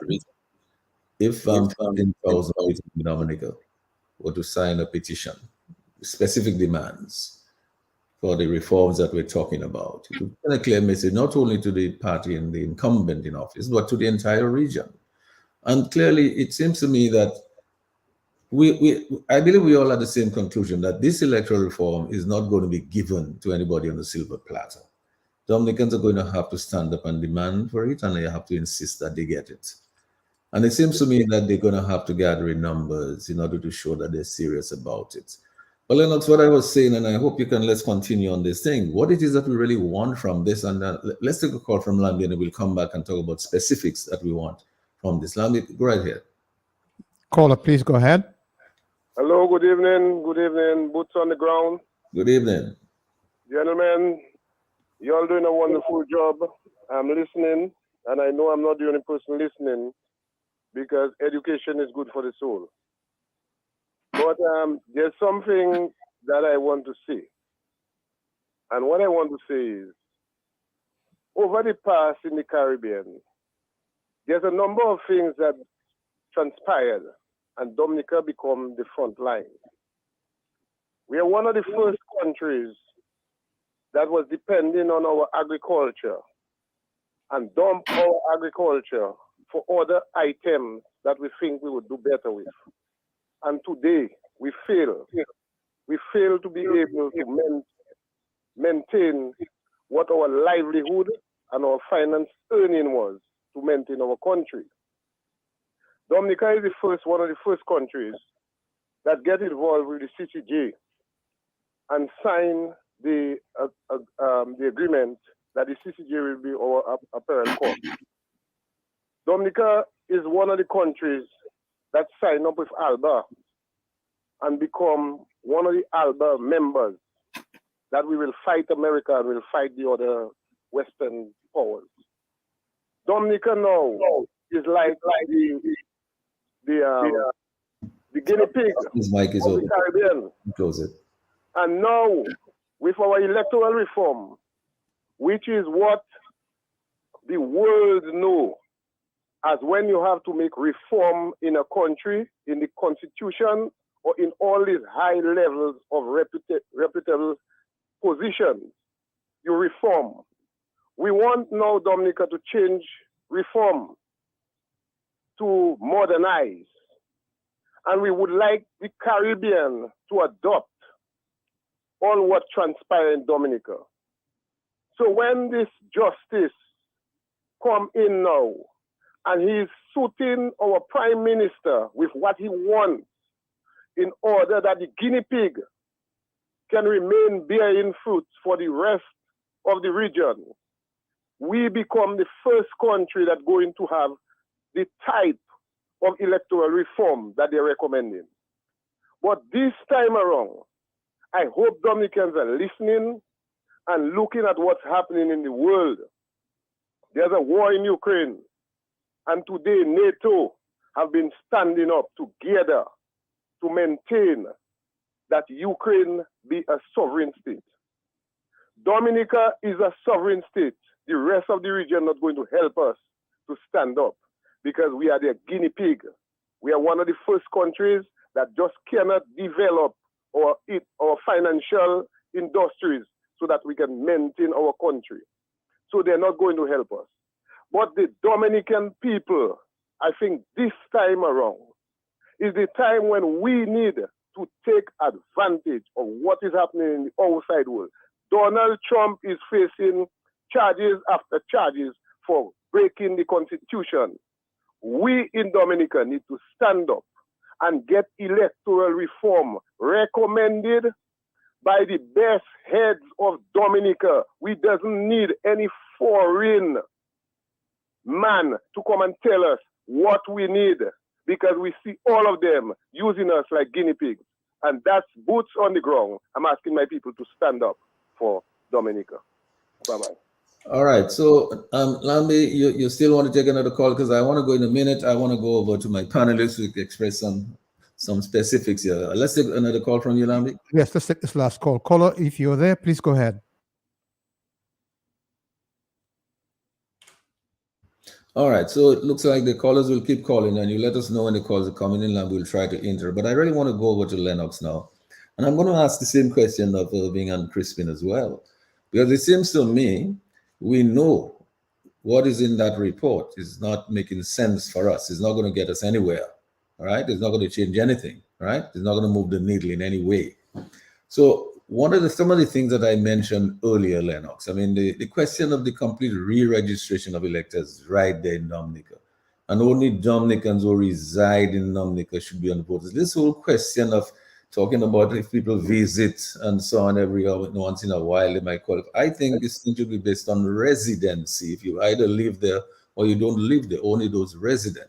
The whole question of campaign finance contributions. I think we should come up with some specific amounts that we want to recommend, and certainly whether it's on an individual basis or a corporate basis. And I certainly do not believe that foreign entities and foreign individuals should be allowed to just make major contribution to any political party or candidate to influence the outcomes of our elections and to also influence the performance of our government.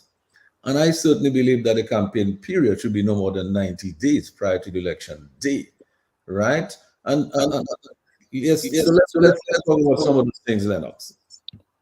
All right, Sheridan, first of all, there are a number of areas that we feel are germane to electoral reform, to having an electoral process that is fit for the purpose of free and fair elections in Dominica. And we've been talking about them for a number of years, and we spoke about them throughout the time of this consultation on reform that has led to this report from Dennis Byron. For example, we've been talking about a fixed date for voting every 5 years. We have not gotten that. We've been talking about an accurate register of voters, which to us means total re-registration of all eligible voters to create a new register of voters, and arrangements in law for periodic cleansing of the voters list. We haven't gotten that. We have been asking for re-registrations and confirmation of the voters register to be done by the commission exclusively in Dominica, and for there to be no confirmation of persons on the list of eligible voters at enrollment centers overseas. We have not gotten that.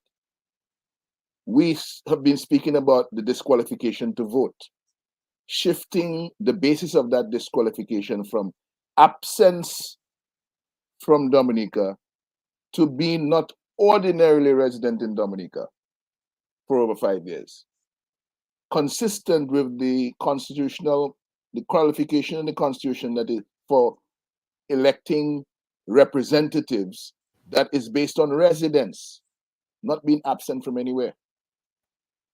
We've been talking about voter identification cards with biometric data for all eligible voters who will be obligated to use those cards as identification during elections. We haven't gotten that. We've been talking about clarifying, expanding, and strengthening the rule of law provisions against bribery, treating, personation, illegal voting, election offenses in general. We haven't gotten that. We've been talking about lawful facilitation of registered eligible voters living overseas to vote in general elections in Dominica that effectively discontinues the corrupt, illegal practice of paying millions of dollars from undisclosed sources to transport thousands of voters from overseas to vote and influence the results of election in Dominica. We haven't gotten that.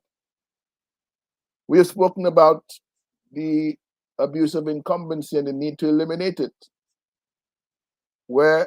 which requires legal provisions to strictly prohibit using the resource of the state and projects resulting from the expenditure of public funds as campaign tools to corruptly, improperly, and unduly influence voters and thereby gain political advantage. We have not gotten that.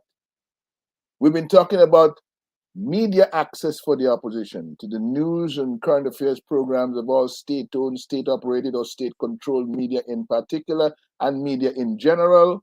We have gotten some inadequate proposals which promote a lot of state-sponsored censorship for access to state media only. Just next door in Antigua, under the Representation of the People's Act, there are clear provisions for political parties and candidates to have access to all media, not just state media. And there are penalties in law for those who don't comply. And that law is 2 decades old. So when we talk now about modernization and we talk about best practice and we talk about us coming now as a shining example for the rest of the region, we trail the region in a number of respects, even with what we have come forward with now in this reform exercise from Zabaran that we call modernization. We've been talking about campaign finance reform that will provide for declarations of campaign contributions, election campaign spending, prohibition of election campaign funding from questionable sources, and the imposition of limits on election campaign spending by any candidate or political party. We have gotten some fancy proposals, but taken together, those are not going to provide the sort of regulation that will avoid elections being sold to the highest bidder, or will discontinue in some material way the practice of buying influence and buying votes at election time. We've been talking about economic citizens, and we don't believe that those who don't ordinarily reside in Dominica should be, those who do not ordinarily reside in Dominica should be prohibited from voting in election. That has been ignored. And we've been talking as well about election petitions, this business of challenging the results of the election, which is part of the electoral process. And we have advocated for legal provision that will ensure challenges to results filed within 21 days of the election as required by law are concluded within 90 days of the filing. We have some proposals for election petition rules, but nothing that go as far as this. So when you add that up together, we have some real problems. We have some real problems because the very individual who has for years refused to accept recommendations for reform from a number of reputable organizations, including the joint mission from the OAS, the CARICOM, and the Commonwealth that came to Dominica in 2019 prior to the election at his recommendation, at his invitation, in order to advise on electoral reform.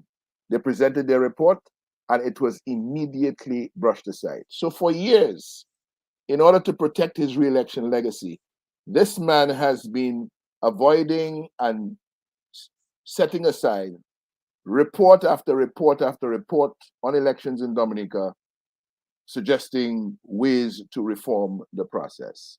The OAS lamented that 50 plus recommendations that they have made through the years, not one of them have been attended to the point where stakeholders in Dominica ask them, what is the value or where's the merit in you coming back to Dominica to observe elections or to recommend anything at all? So this man who has repeatedly over the years ignored electoral reform to protect his re-election legacy, all of a sudden seems to be anxious about implementing these reforms, which we know on assessment of the Byron report were tailor-made to suit his agenda of electoral reform. The question for the people of Dominica now is, what are they going to do? Because it is the citizens of Dominica that own the electoral process. It is their electoral process. And when you have come through years and years and years of constant denial of reforms that will allow you, the citizens of the country, to have a level playing field on which you can elect government of the people, by the people, for the people. When that right has been taken away from you by a group of government who insist that they and they alone will decide who will serve in government in Dominica, and they tell you they are going to get reform, but the reforms have come back now, and they are all directed to keep this, to maintain the status quo. There's a fanciful proposals. When you get down to the bones of the matter, these are fanciful proposals to maintain the status quo in Dominica, not to promote or to guarantee free and fair elections, not to remove the taints of the process that the CCJ warned us about. And so we have a real problem because the reforms are now proposed by Byron are now in the hands of Skerritt, who seems anxious to implement them, as opposed to his brushing aside all other recommendations that came from him before. And you have to ask why. Why is this man who has brushed aside so many recommendations for reform now anxious to implement these? It is only because he finds them to be in his image and likeness, because that is what they were designed and executed to be. How do we fight? Well, we have to go to the streets. We have to protest. We have to demonstrate. We have to show that this is not acceptable and we are not going to accept it. It is intolerable. It has gone on for too long, and it is time to fix it. So it is citizen action now. It is time for citizen action to force the issue of electoral reform. Because if it's left to Roosevelt Skerritt alone, he's going straight to Parliament with the recommendations that Dennis Byron has given him in support of his re-election legacy. Nothing more, nothing less. He's not going to change a thing. He's not interested in changing anything. He's just going to go forward, regardless of what the people say they want. He will say, well, this is coming from Sir Dennis Byron. This is the eminent jurist that we have hired. And, everybody was waiting. Now we have the reforms. So now we're going to Parliament. Now I understand why 3 years ago he wanted me to sign an agreement that said we would implement I would join him in implementing the reforms of Sir Dennis Byron, almost like without question. My response at the time was, let me see the reforms. Let the reforms speak, and then we will decide what we're doing. So now we know why he was making that request. He was so confident with what he had arranged with Byron that he knew exactly what was coming back, and we see it now in front of us. So it's now really over to the people. Our responsibility is to provide as much analysis, as much understanding as possible, so that the people know and the people are fortified in the actions that have to be taken in order to force the issue. Without citizen action right now, nothing is going to happen. No, I certainly agree that you need citizen action, and a lot of citizens have to take some action and take decisive action. But Crispin, when the citizens take action, they want to take action on specifics that they want to demand, and I think Lennox outlined a few of them, Any other thoughts yourself in some of the specifics that are going to be required that the citizens have to demand, including the penalties that would have to be imposed for people who breach the laws? I mean, and certainly I think that the Electoral Commission and the Chief Election Officer have a lot of responsibility to ensure that the laws are respected and everything is done within the confines of the law. This is the role of the Electoral Commission and the Chief Elections Officer. Your thoughts on some of the specifics, Crispin? Yeah. Well, in addition to those things that Lennox has highlighted, I would say that Electoral Commission reform is critical, and one of the principles that must be adhered to is that no commissioner should be appointed to the commission who has a conflict of interest. I mean, people who are doing business with the government should not be on the commission. So that's one big problem there. Secondly, the accountability of the chief elections officer. When I look at what has happened to that voters list over the last 20 years, you have about anywhere between 15 to 20,000 people on that voters list who may be deceased. And the election office has not been able to remove one. I just find that really a huge problem. So the accountability of the elections office itself, beyond the commission, to get the work done. I don't know if it's an issue of staffing, and I see in Mr. Byron's report he's calling for additional staff of the elections office. The other thing that I didn't talk about before, which in Mr. Byron's report, he does talk about the importance of technology and introducing technological inputs to make the work of the commission and the election office more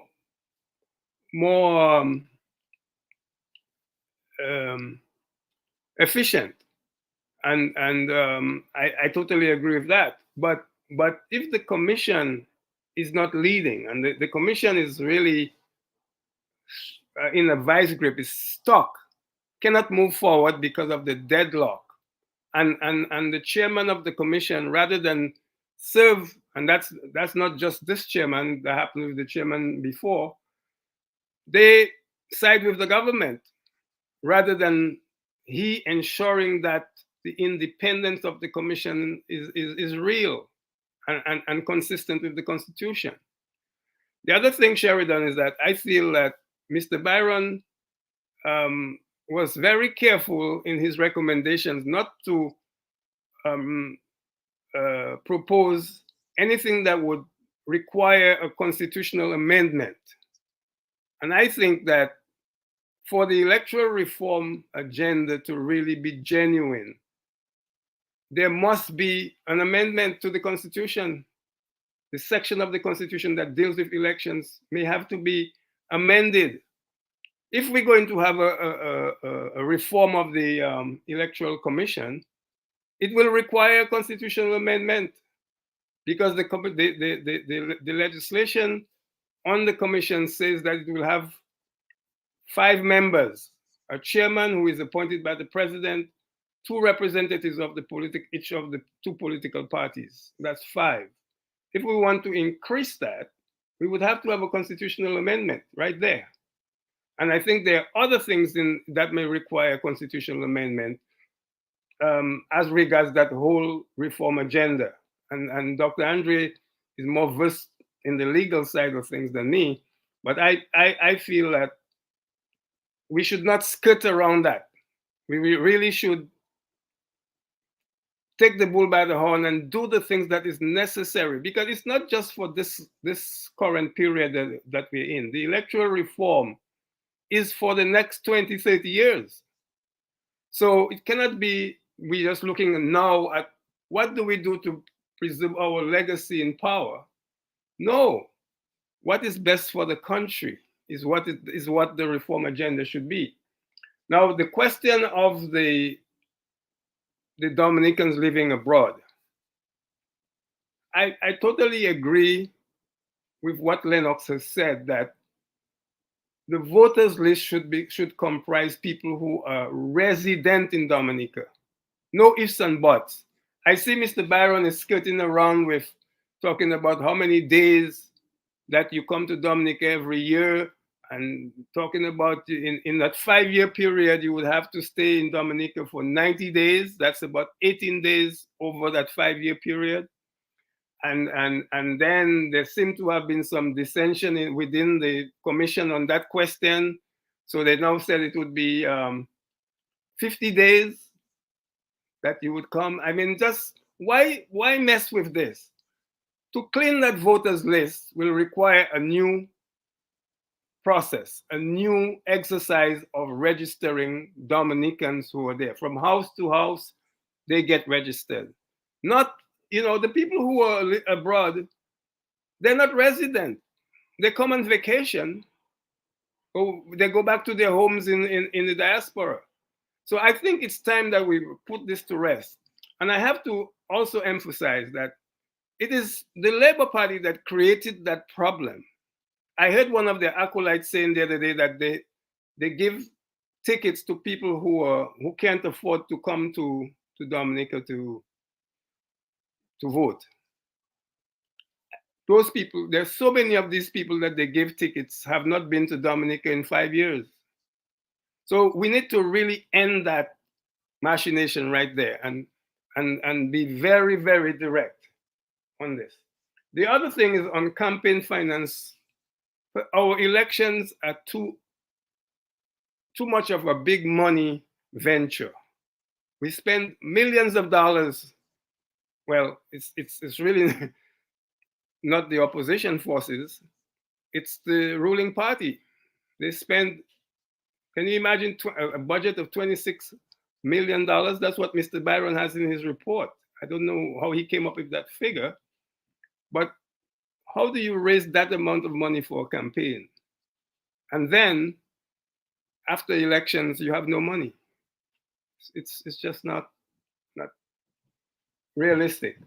On the question of media access, I totally agree that it has to be all media. We're talking about print media, broadcast media, and online media. As we are in this era of online communications, online newspapers should also give access to all political parties and independent candidates who are contesting. I think those are those things I would add to what Lennox has already said. Okay, now, Dr. Andre, I know you have probably some of the final further recommendations that you want to make, but just to comment briefly on the recommendation that Lennox made as regards the fixed date of an election, like Crispin is suggesting, in order to really give this commission teeth and to be able to put the right people on it, you would have to make an amendment to the Constitution. I don't think you could just give the president the total right to appoint whoever he wants, or to just appoint who the prime minister say, or who the leader of the opposition say. I think the Constitution something has to be amended there to ensure that it's not almost totally left to the discretion of the prime minister and the president to appoint some of those people, civic organizations that might come on the commission. And secondly, in terms of what Lennox is recommending, most Dominicans by and large agree, a fixed date for election. I believe that might also require an amendment to the Constitution. So there are amendments to the Constitution that might be important in order to really ensure that you can give teeth. So when people go out in their large numbers, I think they have to look at the big picture and make a demand for all of those things that need to be done in order to ensure that you'll get free and fair elections. The process has to be transparent and accountable, and there has to be penalties for breaches of this thing. Otherwise, as you asked, Dr. Andre, who's going to enforce as it is there now? But you don't have confidence in your DPP. You don't have a confidence in your chief prosecutor, who will nullify prosecute case because it will put the government in a bad. You don't have any confidence in her, for God's sakes. You're right. The Constitution has to be amended. But bear in mind one thing. The need to amend the Constitution has never been more urgent because of the blatant, persistent, and egregious manner in which the electoral process has been perverted to achieve the same result. That is why constitutional reform is so pressing. When you had leaders who were prepared to abide by the Constitution, who did not think there's a need to call snap elections years before it was constitutionally due, who did not try to manipulate the Electoral Commission, who believed that they should have the unmitigated right to be in government in perpetuity. It's only when you have these vices that you realize that there is a need to amend the Constitution. But let me be the devil's advocate. Even if you amend the Constitution, if the political directorate is of the view that no election or no constitution can stop me from contesting an election, even when contesting that election, quite frankly, is prohibited on account of having dual citizenship, when a leader can get away with that, then it is clear that no amount of constitutional reform will ensure free and fair elections in Dominica. The answer, my friends, is leadership. Because if you put a big, fat, ugly snake in a fowl cage, the result is as predictable as you can imagine. The pullets of democracy will disappear into someone's stomach, or should I say into someone's back pocket, or should I say into mysterious accounts. And that is the fundamental problem that we face. Yes, there's a need for constitutional. Bear in mind that Edison James commissioned another eminent jurist, this time with impeccable credentials, to suggest or to recommend ways of changing the Constitution. And among Sir Telford George's recommendations was a mixed system of first past the post and proportional representation. And the justification for that type of proposal was to ensure that no one party will fully control the levers of government, that at least you have a semblance of fairness in the system. But where one entity has no interest in any semblance of fairness, impartiality, or integrity in the process, that, my friend, is the problem. Not the Constitution per se. The Constitution has certain shortcomings, quite frankly, the Constitutional Electoral Commission. But even if you adopt Sir Byron's recommendations, nothing will change. Plus ça change. Plus c'est la même chose. You have me speaking broken French tonight, Mr. G. Yes. Well, So it is not the Constitution per se. It Right. is those who we've invested with the authority to rule over us. That, my friend, is the fundamental problem. Yeah, but then, Lennox, I believe it would help, certainly. If one of the things that I know that the UWP, for example, has been recommending for a long time, 2 consecutive terms in office for the prime minister, because that you're not burdened or saddled with somebody for 23 years. If that amendment in the constitution can be made, and it's agreed that there's 2 consecutive terms, that changes the problem. So if somebody is displaying certain characteristics, but still they would not be able to stay there forever and do all the things that they're doing. Your thoughts on that? Your mic.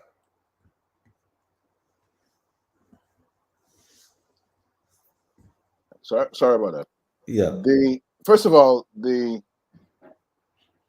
framers of the Constitution had honorable people in mind, honorable people in public service and providing leadership for the public good when they came up with certain provisions. If they were around today to see what has happened with the treatment of some of these provisions of the Constitution, and to hear people saying that no law and no Constitution will prevent them from doing what they want and so on, they would probably sit down and ponder how they could have worded the Constitution differently.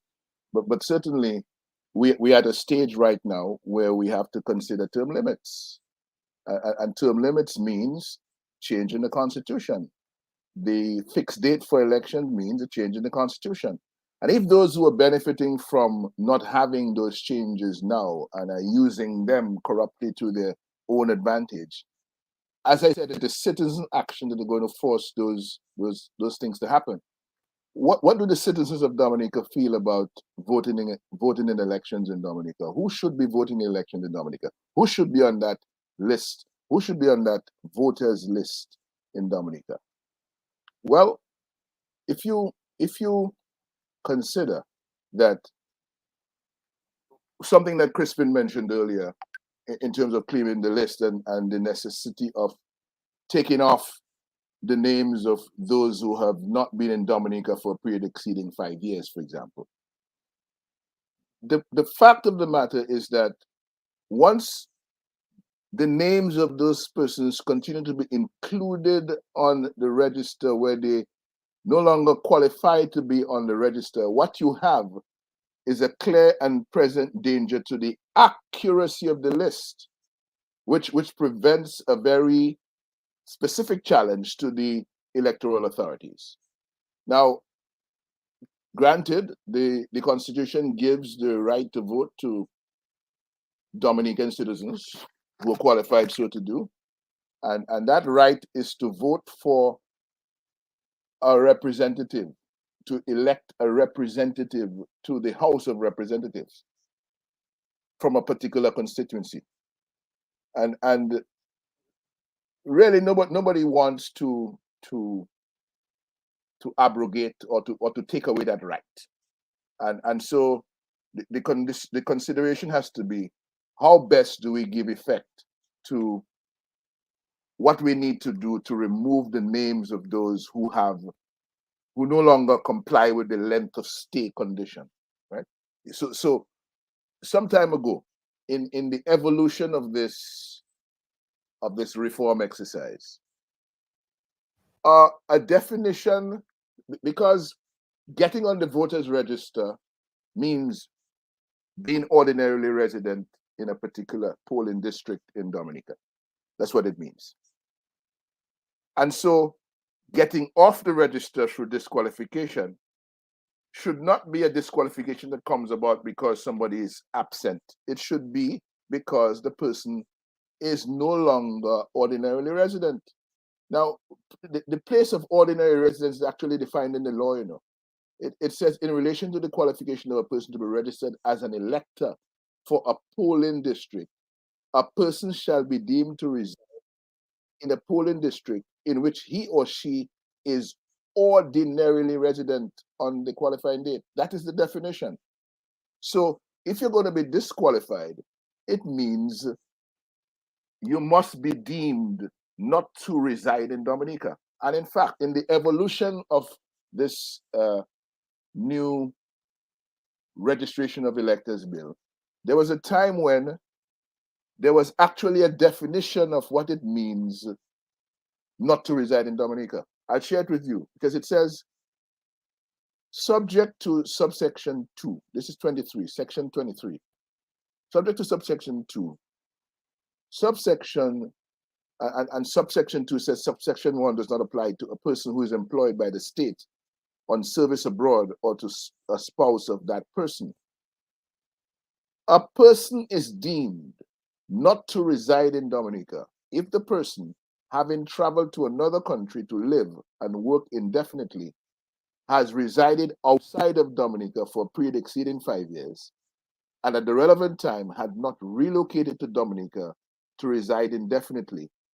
And it is immaterial whether the person A, visits Dominica during that period, or B, intends ultimately to return to Dominica. That definition was actually proposed for the new registration of electors bill. So Dennis Barron decided he didn't want it because it didn't suit Skerrit to have a definition of persons deemed not to reside in Dominica. They preferred to stick with the absence regime, which is inconsistent with the constitutional qualification based on residence. So when they say you're not absent, if you come back for 2 days in the time that you ordinarily resident outside, it means then the clock stopped running on your 5 years of absence. That is absurd because you continue to be not to be ordinarily resident somewhere else, not in the polling district in Dominica.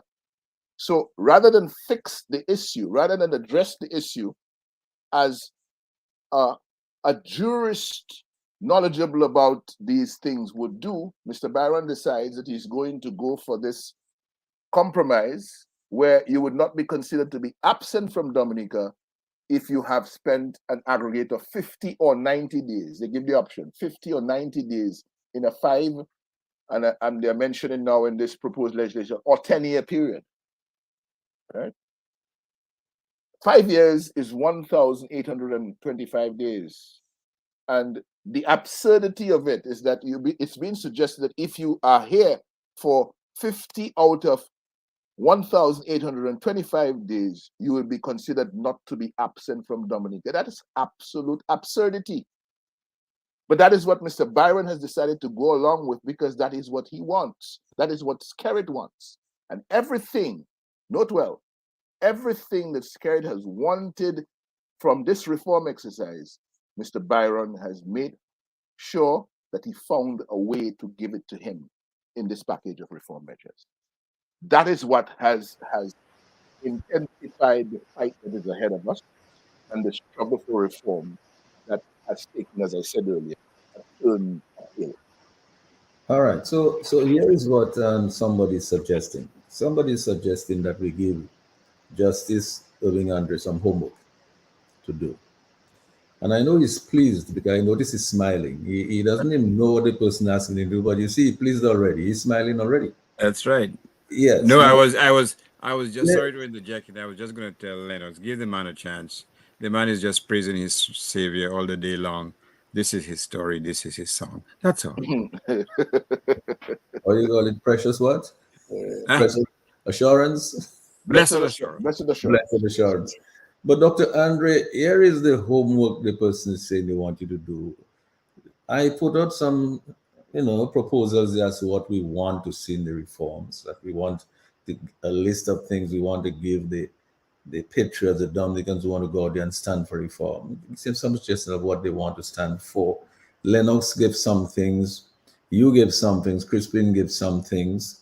Somebody is recommending, why doesn't Justice Andre compile a list of all those things and put it in some kind of legal language so that the people who are going to go out there in their numbers, who may sign petitions, this is what they're going to have to stand for, because that's what they want to go to demand, including maybe 1 or 2 amendments that will be required to the Constitution in order to give effect, to give teeth to these reforms.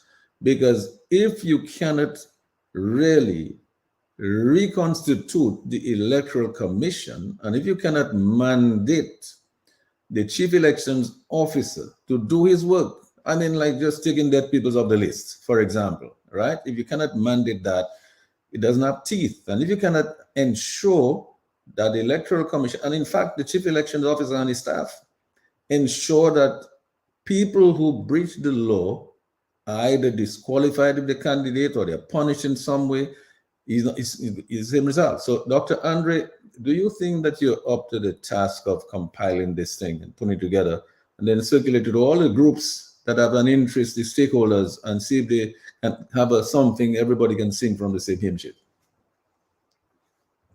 It's a great idea. I think it's not rocket science, to be quite honest with you. I mean, the principles or the components of free and fair elections are well known.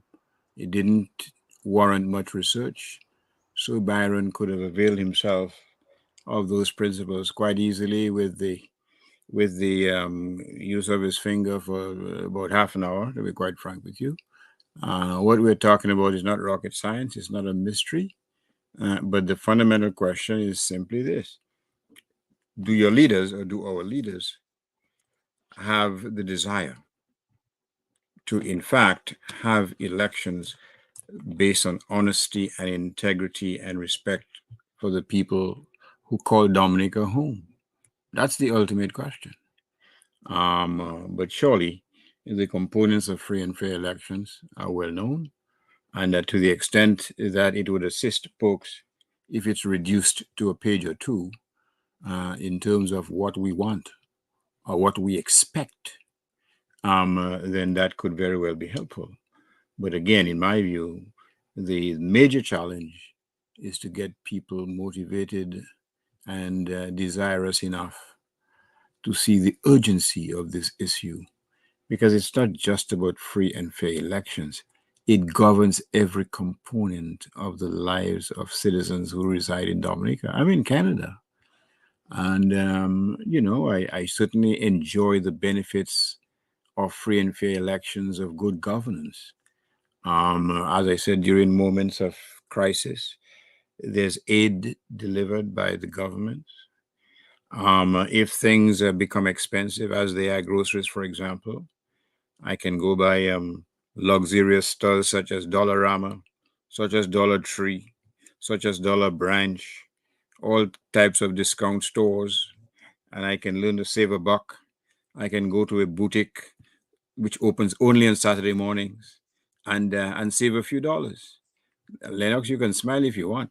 The fact of the matter is, Dominicans on the ground do not have these benefits. They do not have much. I spent a few weeks in Dominica recently, and if I'm wrong, one of your leaders will correct me. Virtually everything in the market now is $5, to be quite frank with you. Even the humble pepper from Mrs. Jack's backyard, I suspect a little teaspoon is probably $5 too. So we're talking about something which affects the nature and the quality of life. So this is not folks who have nothing to do talking about going to the polls every 3 years or 5 years or whatever. It affects life in a very fundamental fashion. Let me give you an example, a further example. When government typically intervenes and takes over, for example, a power company, take for example Domlec, they typically do so to provide relief to their citizenry, to bring down the cost. Is that what happened since government took over Domlec, Gasson? I mean, I don't know. I'm just asking. This is not what happened. The prices went up. This is what's happening in Dominica now. Everything it touches doesn't turn to gold. It turns into hardship. So this is what we're talking about. We're talking about something which affects the people in the most fundamental fashion. Those who wear the right color, they get their little brown paper bags or more. Those who do not, they get nothing. They're treated as if they have a scarlet letter on their foreheads. And the Pharisees of the day turn their backs and they turn their face in self-righteous hypocrisy. And they condone what's happening in Dominica. That is the reality that you want? Well, Dr. Andre, I mean, thanks a lot for that. And let's put it this way. Dr. Andre has agreed to prepare, maybe it might turn up be a 1 or 2 page document, brief document. This document, the contents could be the basis for structuring a petition that you can get thousands of people to sign and deliver to the relevant authority and to make the thing look serious. But also, it is clear that no one political party, no one civic organization, no one group can do this. It has to be a collaborative effort. Obviously, the political parties will take the lead because they have the bulk of the following, and that critical mass is important. But organizations like the DPSU, they have a lot of memberships. You have many other organizations in Dominica, all the civic groups, they have followings. And it seems to me that it is time that everybody gets together and decide, we really want a level playing field. We want free and fair elections. We want to fortify democracy. And so I believe, Dr. Andre, if you were to really do this, and it could be circulated to all the groups and organizations, it'd be good to see what kind of consensus they could arrive at as to how best to go forward and make those demands. Lambi, you wanted to take a call? Yeah, we have three callers trying to get in there. Let's take this first one. Good evening, caller. Go ahead, please. Yes, good evening. I was trying not to call, but you all mentioned something that made me call. I think now that we have mentioned the Constitution so many times, we need to take a look at how Dominicans think, what Dominicans think about the Constitution. I left Dominica in 1980. I returned in 2018. When I returned, I got 3 documents. One was a copy of the Constitution, which I had never had before. I left Dominica 2 years after I got independence.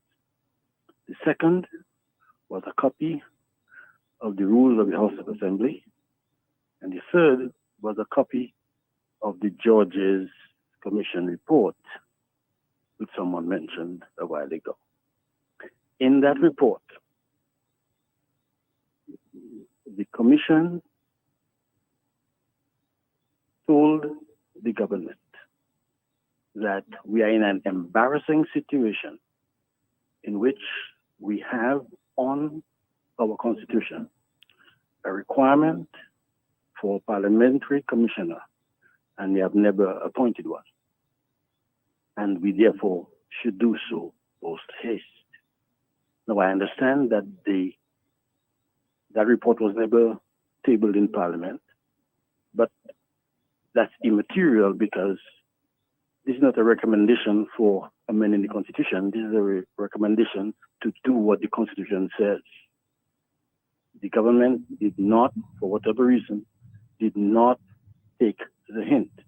But more importantly, in the years ensuing afterwards, we have had a number of presidents, each of whom has taken an oath to protect and defend the Constitution. Not one of these presidents found it fit to ask the government to be certain that it follows the Constitution and appoint a parliamentary commissioner. But even more troubling is the fact that this very commission, and I don't know whether the drafters had super knowledge or whatever, but in the Constitution, there's a provision which is a backup to the parliamentary commissioner that could have been used to force the government to appoint a parliamentary commissioner, and no one has used it. It can also, now I hear people talk about sham elections. That provision that I talk about could also have been used. It never has been used. So if Dominicans at all levels, from the president to the ordinary man, do not care about the Constitution, I'm not sure what hope I can have of something positive proceeding from what we are doing right now. I just thought I would bring it out to us, since someone mentioned George's commission, that we really don't care about our commission. People about the Constitution, people talk about no law, no Constitution.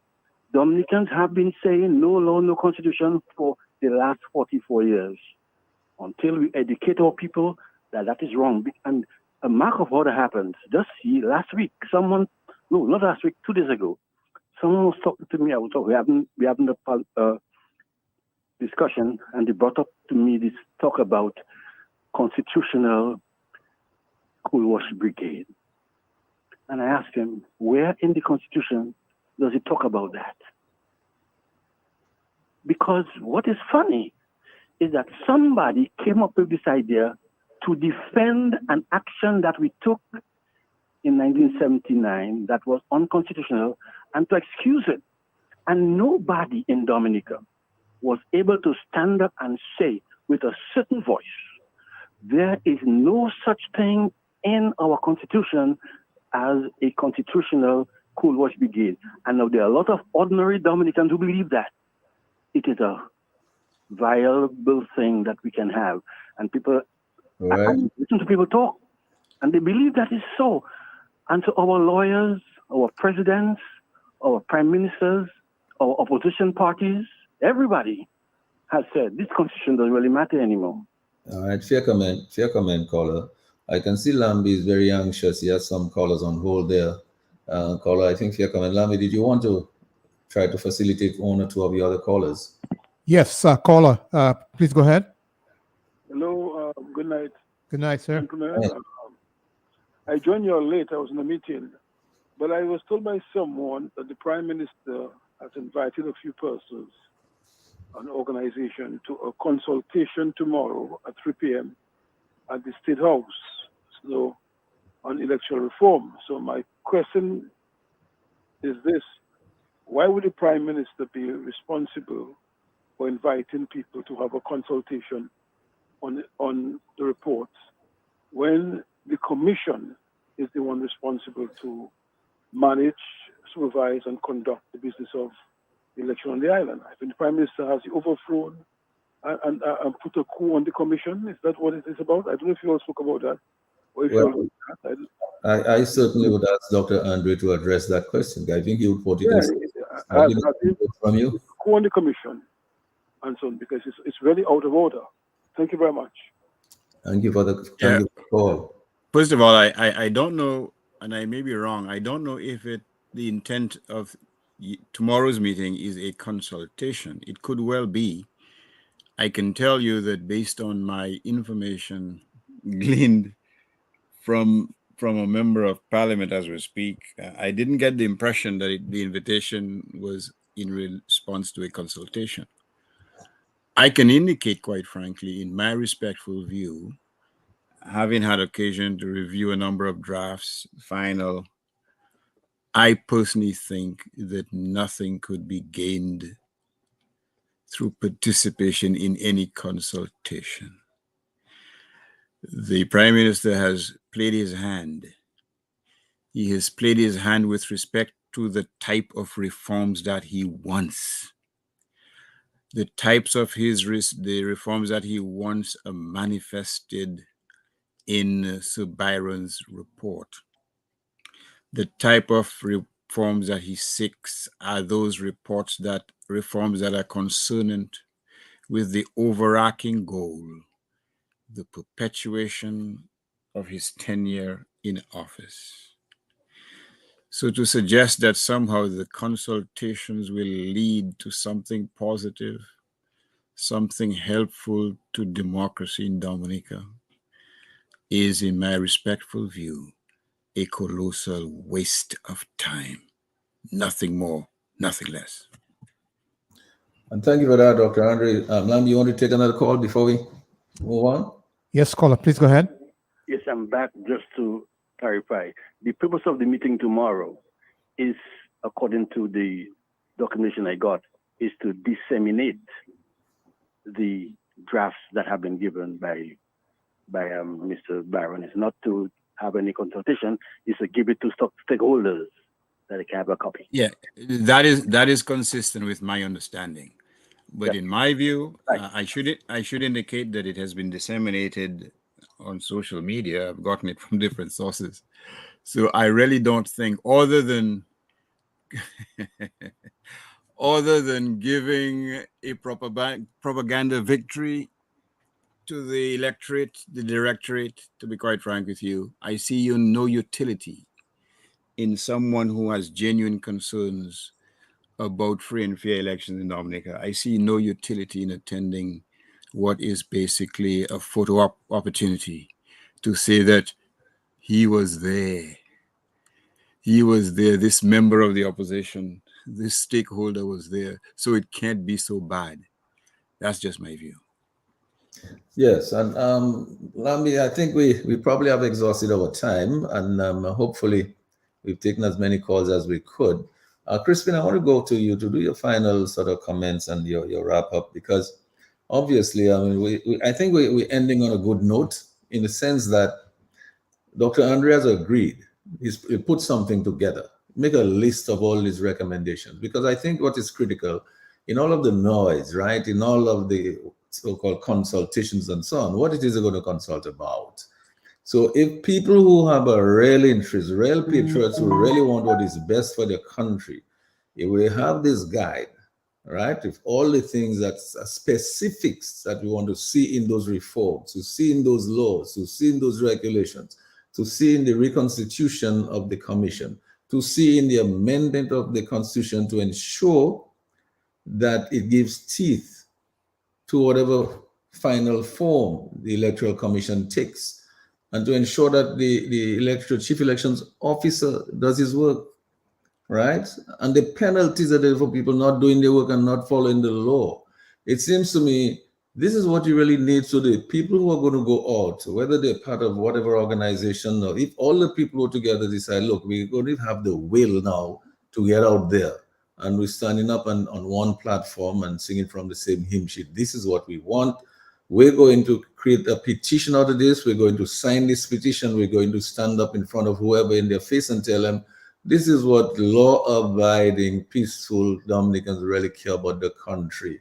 This is what we really want. We don't want what is in that vague document prepared by Sir Dennis Byron. Obviously, that is void of specifics. And it really does not contain many of the things that Sir Byron himself is convinced should be in there. He's making all kind of excuses, ring around the roses around the subject because he himself says things that, but he's not putting it in the draft laws that he's recommending. So Crispin, your final thoughts as we come to close. Yeah, well, my final thought is that I'm very pessimistic about this whole process.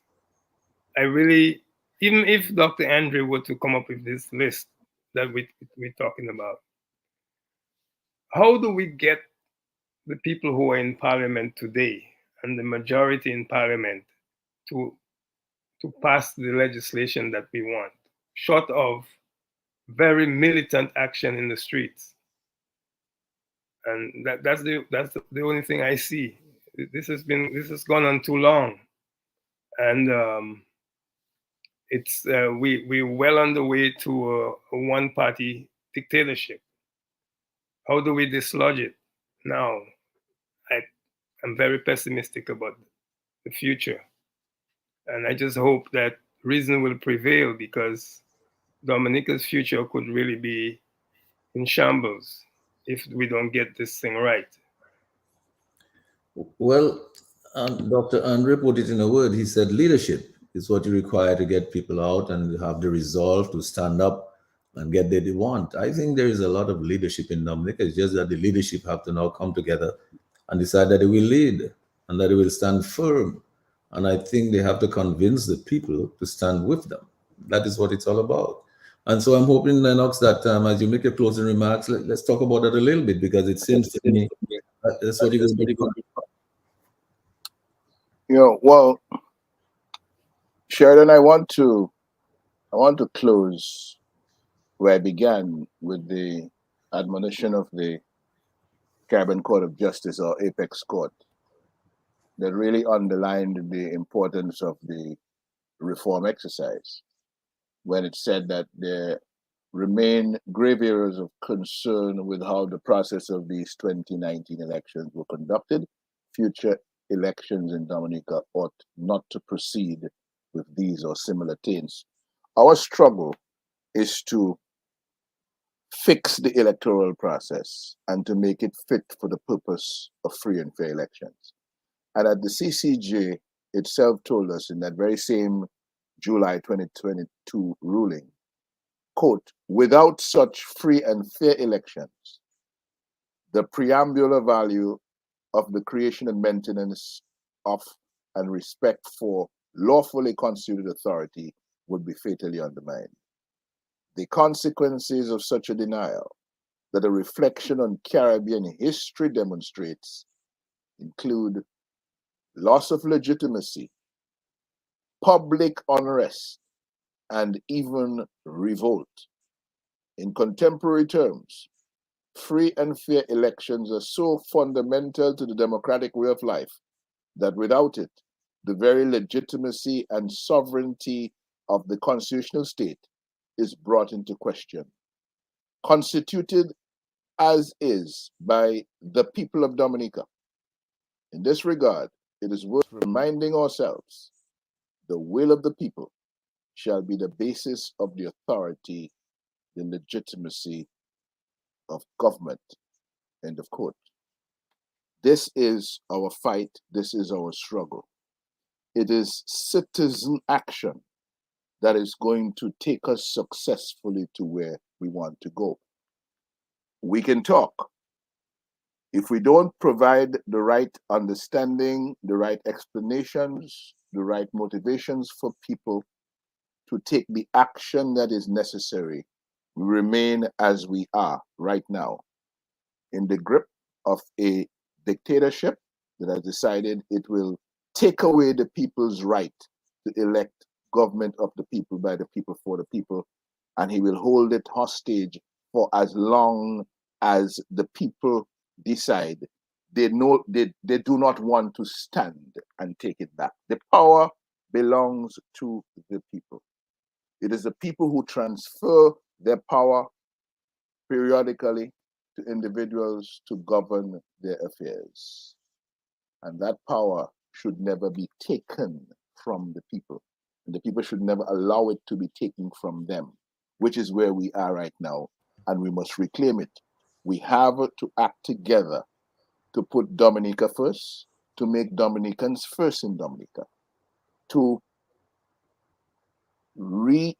rescue our country, to reset our economy, to rebuild our country for the benefit of all the sons and daughters of Dominica. Our country must come first for all of us, and we must come first in our country. That is what this struggle is about. It has taken a decisive turn uphill, but this is not for faint-hearted people. We must go forward boldly together, knowing that we will prevail. We will prevail. Thank you, Sheridan. God bless you.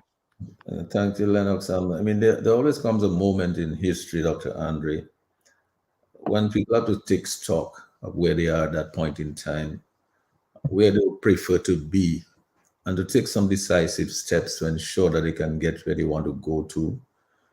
I'm convinced that there's too much poverty. There's too much mendicancy. There's too much dependency on government in Dominica. That is a bad thing. And when the government stays here for too long, people start thinking, okay, they're almost like gods. They're untouchable. They are our bosses. And they forget that these folks are working for them, that they're paying them, and they're supposed to do their will.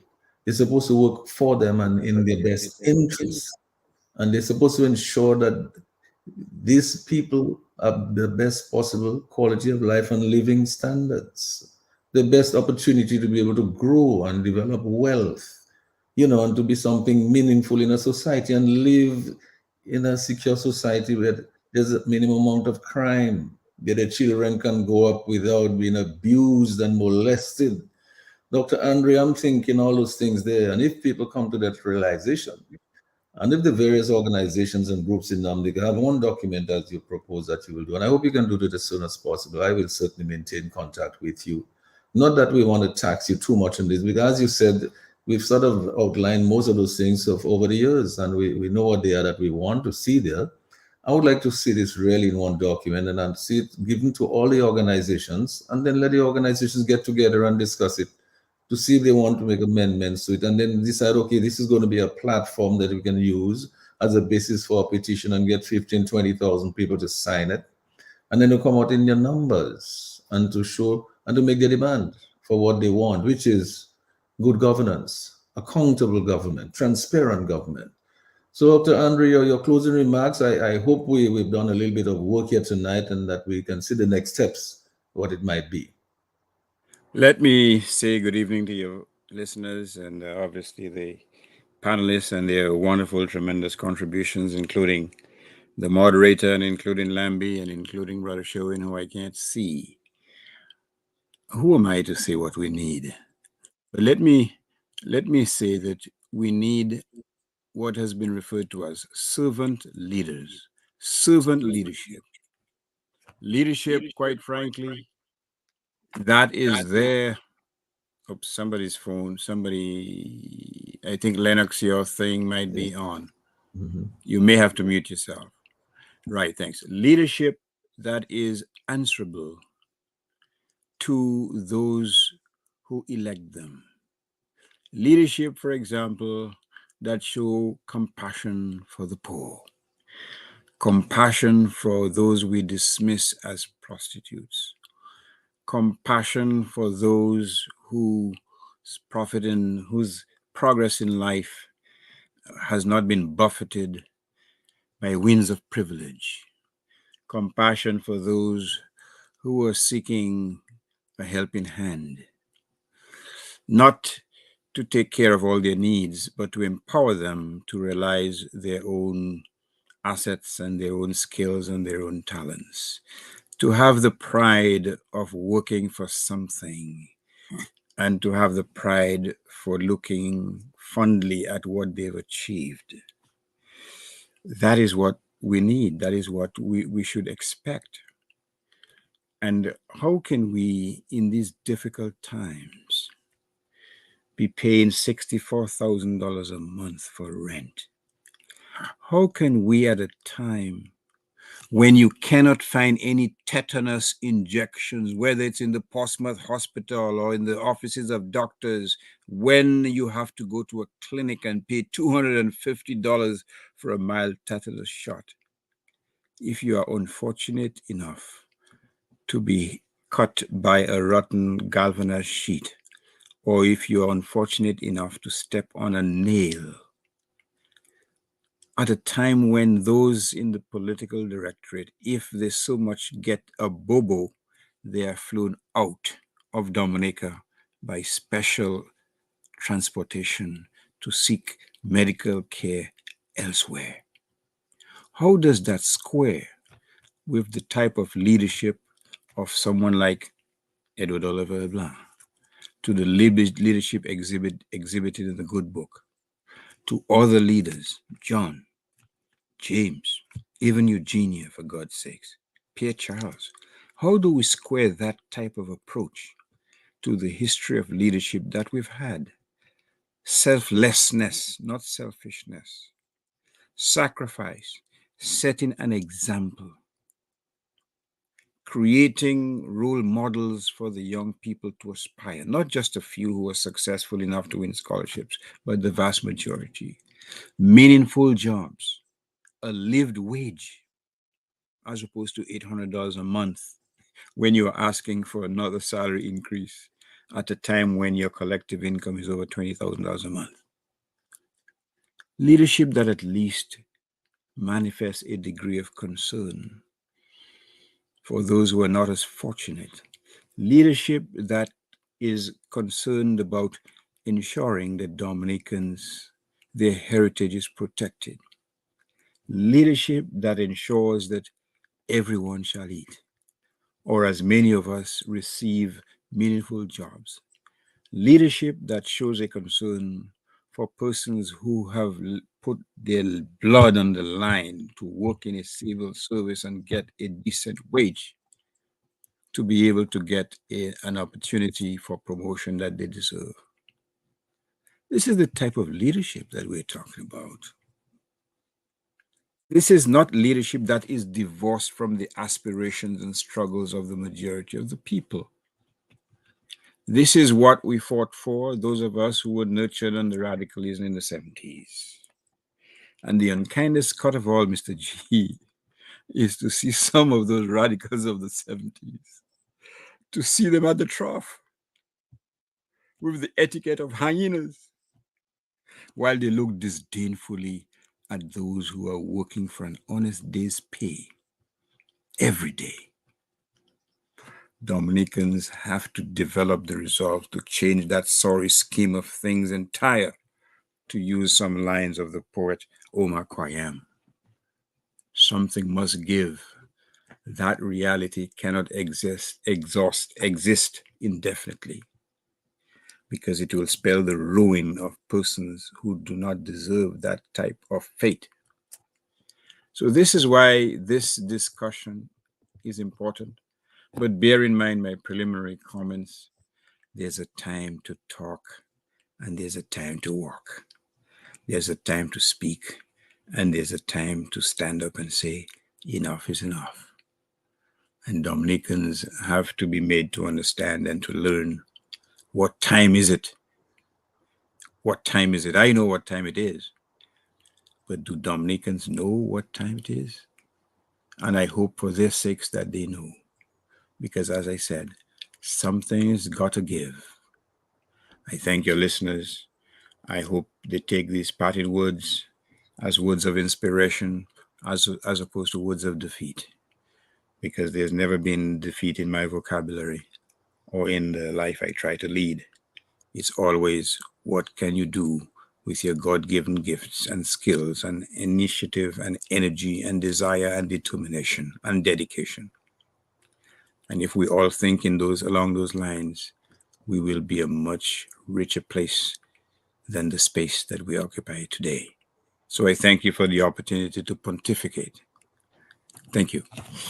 And thank you so much, Dr. Andre, for your closing remarks there. I mean, it's clearly you're not going to get this kind of discussion at any of the proposed consultations that we hear bandied about. They're not going to hear that because none of these consultations are going to do anything to try to interfere with this person's election winning legacy. None of them. The only place you're going to hear that kind of discussion telling it like it is on Q95. You're not going to get it in any other media house in Dominica. Now, here's the thing. Whatever is going to happen in terms of distribution of that document, I mean, this document is widely circulated already. Almost everybody has it who wants to have it, who wants to read it. Those people who want to read it have read it. Lennox has read it, you've read it, Chris, I've read it. The point is, Lennox and y'all, you know that most people will not take the time to go through all of this thing. They're not going to do it. So basically, it's only left with talking points given by some politicians in the government, those who want to listen to their government and believe whatever the government says. They're not going to go and read these documents and analyze in the way we have and to realize that it's really worth very little. And in fact, what the work that Dr. Andre is going to be doing there, in fact, that is what the work that should have been done by Sudan. He had the benefit of all those documents from all the international bodies, from all the local groups, the civic organization in Dominica, from the political parties, the church people. He had all of that already. He could have done just that. But then his letter to the Prime Minister certainly revealed everything, why he came up with what he did. And Lennox read the letter and he read the relevant parts of it. He says exactly, well, Prime Minister, well, yes, I'm sorry and so on, but, you know, that's what I can come up with because I didn't want to interfere with your thing, but at least here is something here and there and so on, which, you know, maybe there's something in it for everybody. And if you still need my services again, although my report is done, my work is done, but I'm holding myself available in case you still need my services, I'm still there. Because, you know, it's a 600, but I mean, there might be more somewhere around there. Hey, who knows? Let's keep the thing open, right? But I just want to say that I think I enjoyed the discussion here tonight, Irving and Lennox and Crispin.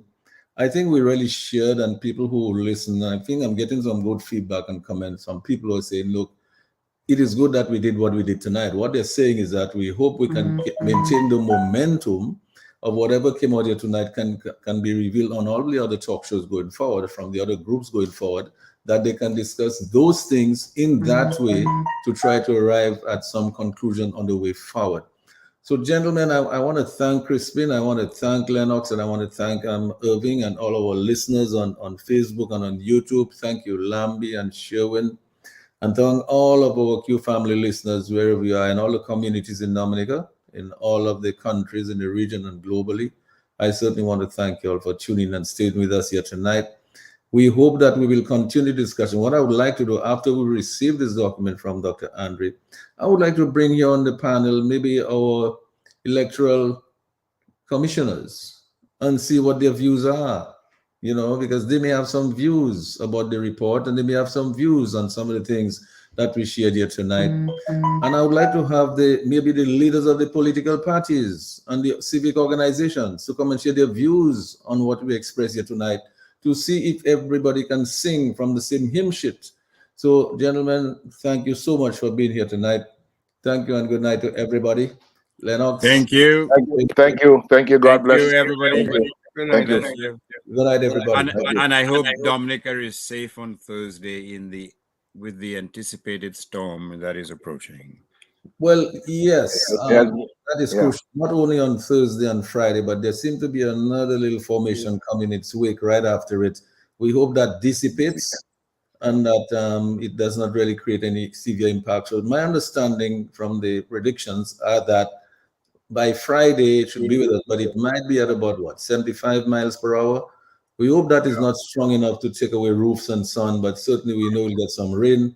And I hope our people are prepared to, you know, protect themselves from some of the water that might seep into the houses. But I really wish everybody well. And like you, Dr. Andre, I hope everybody tries to remain safe and sound from this. Yeah, everybody should remain safe and sound. This is our story. This is our song. This is our song. Yeah. Very well put. It's not the other song. What's the name of the other song, Dr. Andre? The same blessed assurance. Blessed Blessed assurance. It's not that one. Praising my master every day long. All day long, All the day long. not in the night. Keep it real. No comment. Oh, All the best. good night. All the Okay. best, everybody. Take care. Thanks. Take care. Okay, All bye. right. All Take right. care. Bye.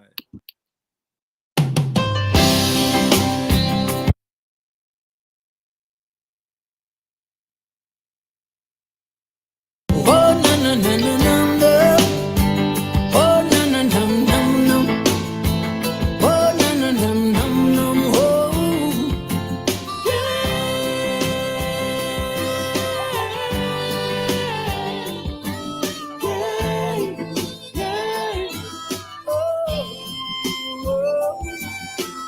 Looking out my window, and I'm a thinking of tomorrow, and I'm a wondering what the future will be. Thinking of the children who are the victims of oppression, beaten down by wars and eaten up by starvation. I'm saying, when there's ugly will be over, and the children can go out and play. I wanna see when all oppression will be done, and the people will rise up and say, freedom at last, freedom at last, so free, freedom has come, freedom has come, oh yeah. Sure, I'm sitting in seclusion, I'm in my meditation, and I can hear the voice of the sufferers cry for justice. Ooh, another ugly war is raging, threats of nuclear war is rising, and the world is gripped by fear of mass destruction. I'm saying, when there's ugly will be over, and the children can go out and play. I wanna see when all oppression will be done, and the people will rise up and say, freedom at last, freedom at last. So free, freedom has come, freedom has come, oh yeah, oh yeah.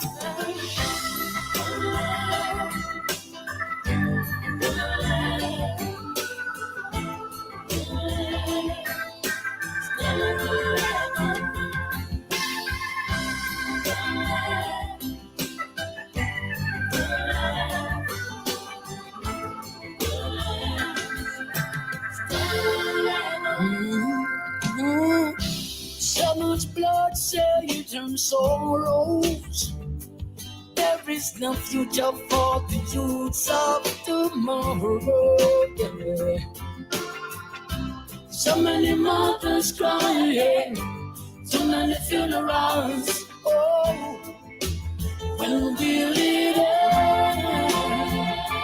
Yeah, when there's only will be over, and the children can go out and play. I wanna see when all oppression will be done, and the people will rise up and say, freedom must go.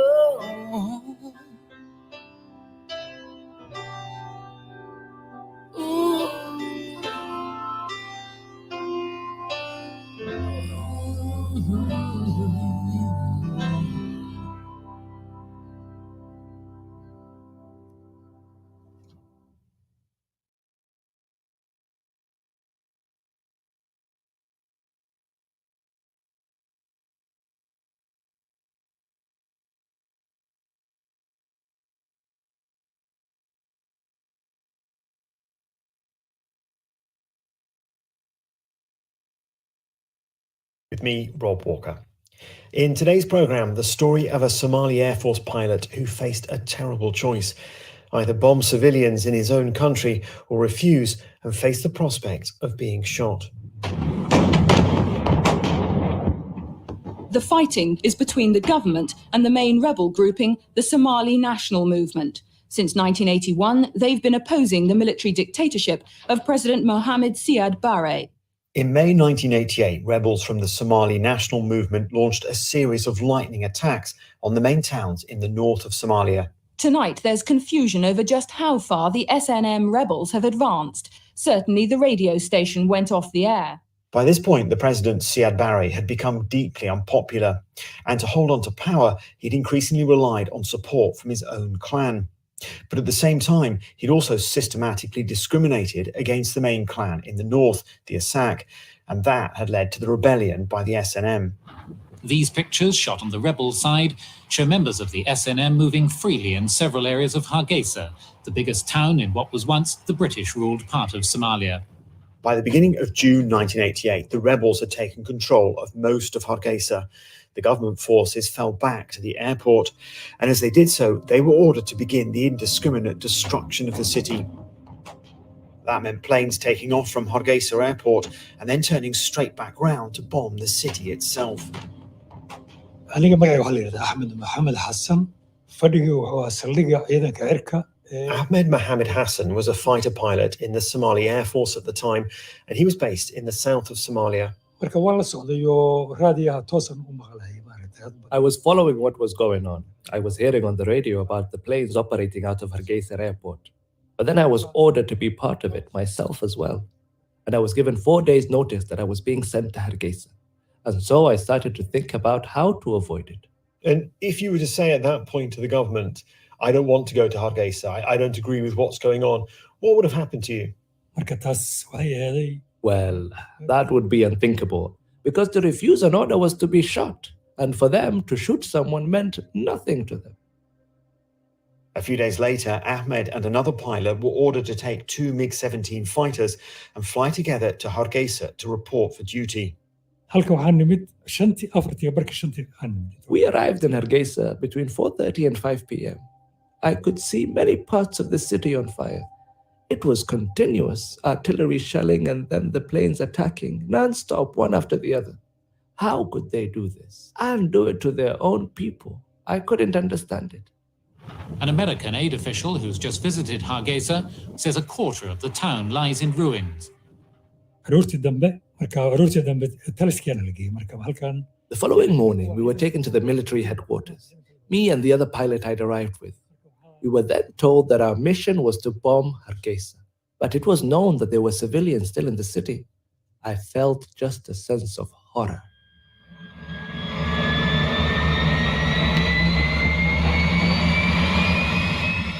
Later that day, Ahmed and the other pilot were ordered to begin their first attack on the city, and the two of them took off together from Hargeisa airport. We would always fly together, ascending as a pair. But as we circled round Hargeisa, I called in to report that there were some problems with my plane. The air pressure was low. So I asked for permission to land and I returned to the airport. The other pilot flew on and continued his mission, and he shelled the city. Ahmed says this issue with his plane was in fact one he'd already known about before he arrived in Hargeisa, but as it wasn't immediately dangerous, he decided not to tell anyone in case he later needed an excuse not to fly. And so this is what he now used as the reason to abort his mission and avoid having to fire on the city. And so what did you do then? Did you make a report to your superiors about the problem with your plane? Yes, an engineer was assigned to work on it. But that evening, there was a lot of talk at the barracks, saying things about me like, he doesn't want to fight, and things like that. But they did not have any real proof. So it was left for the next day to see if this was true or not. That night, Ahmed's plane was made ready to fly, and he knew he was now out of excuses to avoid bombing the city. The next morning, Ahmed and the other pilot once again taxied together along the runway.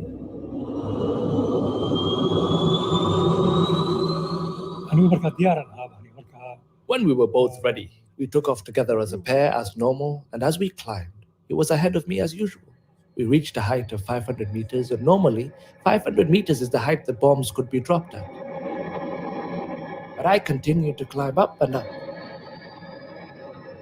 By this point, Ahmed had already made a decision. His only alternative to bombing the city, he realized, was to flee, to fly north across the border into Djibouti. But what he hadn't worked out was where he was going to land when he got there. I turned to the direction of Djibouti, and then there was cloud cover, which meant I couldn't see the ground. And I didn't have any navigation systems at all. All the time I was in flight, I couldn't see any land. So when I thought it was about the right time, I started to descend. Then I saw I was at a place called the Tajura Gulf on the coast of Djibouti. I passed the city of Djibouti. Then I turned around, and on my way back, I saw the emergency low fuel light had come on. So I descended straight away, and I saw a small, clear area where I thought I could land on a stretch of beach. It's called a forced landing, and there's a procedure to follow. You have to throw off the canopy hood so that you can quickly leave the plane. And when you descend, and the plane is touching down, you have to touch down in a stalling manner. And I did all of that, and I landed safely. Ahmed had landed on a beach on a desolate and uninhabited stretch of the coast, and now found himself completely alone. Just him in his flight suit, standing next to his MiG-17 with no one in sight. Eventually, though, he met two rather surprised fishermen, who the next day took him by boat to Djibouti City, the capital. Ahmed had reached safety, but he knew there was now no way of going home. I had a family, 3 children and a wife, my parents, my siblings that I had left behind in Somalia. It was difficult. My oldest child was 3, but it was a choice between 2 evils. Either kill people or escape to Djibouti. Back in Hargeisa, meanwhile, the violence had continued. By the end of July 1988, Somali government forces had pushed the SNN rebels out of the city. But by this point, it had been almost completely destroyed, along with Burao, the other main city in the north. And government troops had also carried out mass executions of civilians, targeting members of the Isaac clan. In all, it's estimated that more than 50,000 people were killed. Most of Hargeisa's estimated population of 250,000 have sought refuge initially in the surrounding countryside, and the result has been a massive exodus across the border into Ethiopia. Over the next few years, civil war in Somalia intensified. In 1991, the government finally collapsed. And in May that year, the SNM rebels unilaterally declared the North independent as the Republic of Somaliland. Ahmed, meanwhile, was able to reunite with his wife and children and start a new life in Luxembourg. In 2008, he made his first visit back to Hargeisa and was able to see a city that had been rebuilt. And Ahmed, you probably know this, but many people in Somaliland see you as a hero. I cannot be called a hero. People are giving me what I don't deserve. I saw it as my duty. Ahmed Mohammed Hassan, the pilot who refused to bomb Hargeisa, was talking to me, Rob Walker, for Witness History. This is the BBC World Service, where we tackle the long-running and the latest stories that affect our lives. In The Explanation, we look beyond the headlines so we can understand our world better. In this episode, we look at warfare in the 21st century. What is the Russian mercenary organisation, the Wagner Group? The Explanation. Sunday at 10:30 GMT. In half an hour, Fukushima. In episode 4, the stricken power plant is in meltdown and pressure levels are dangerously high, making the chances of another explosion all but certain. As the plant manager evacuates younger members of staff, teams are dispatched to vent the unstable reactors. The newsroom is next. This is the BBC World Service, the world's radio station.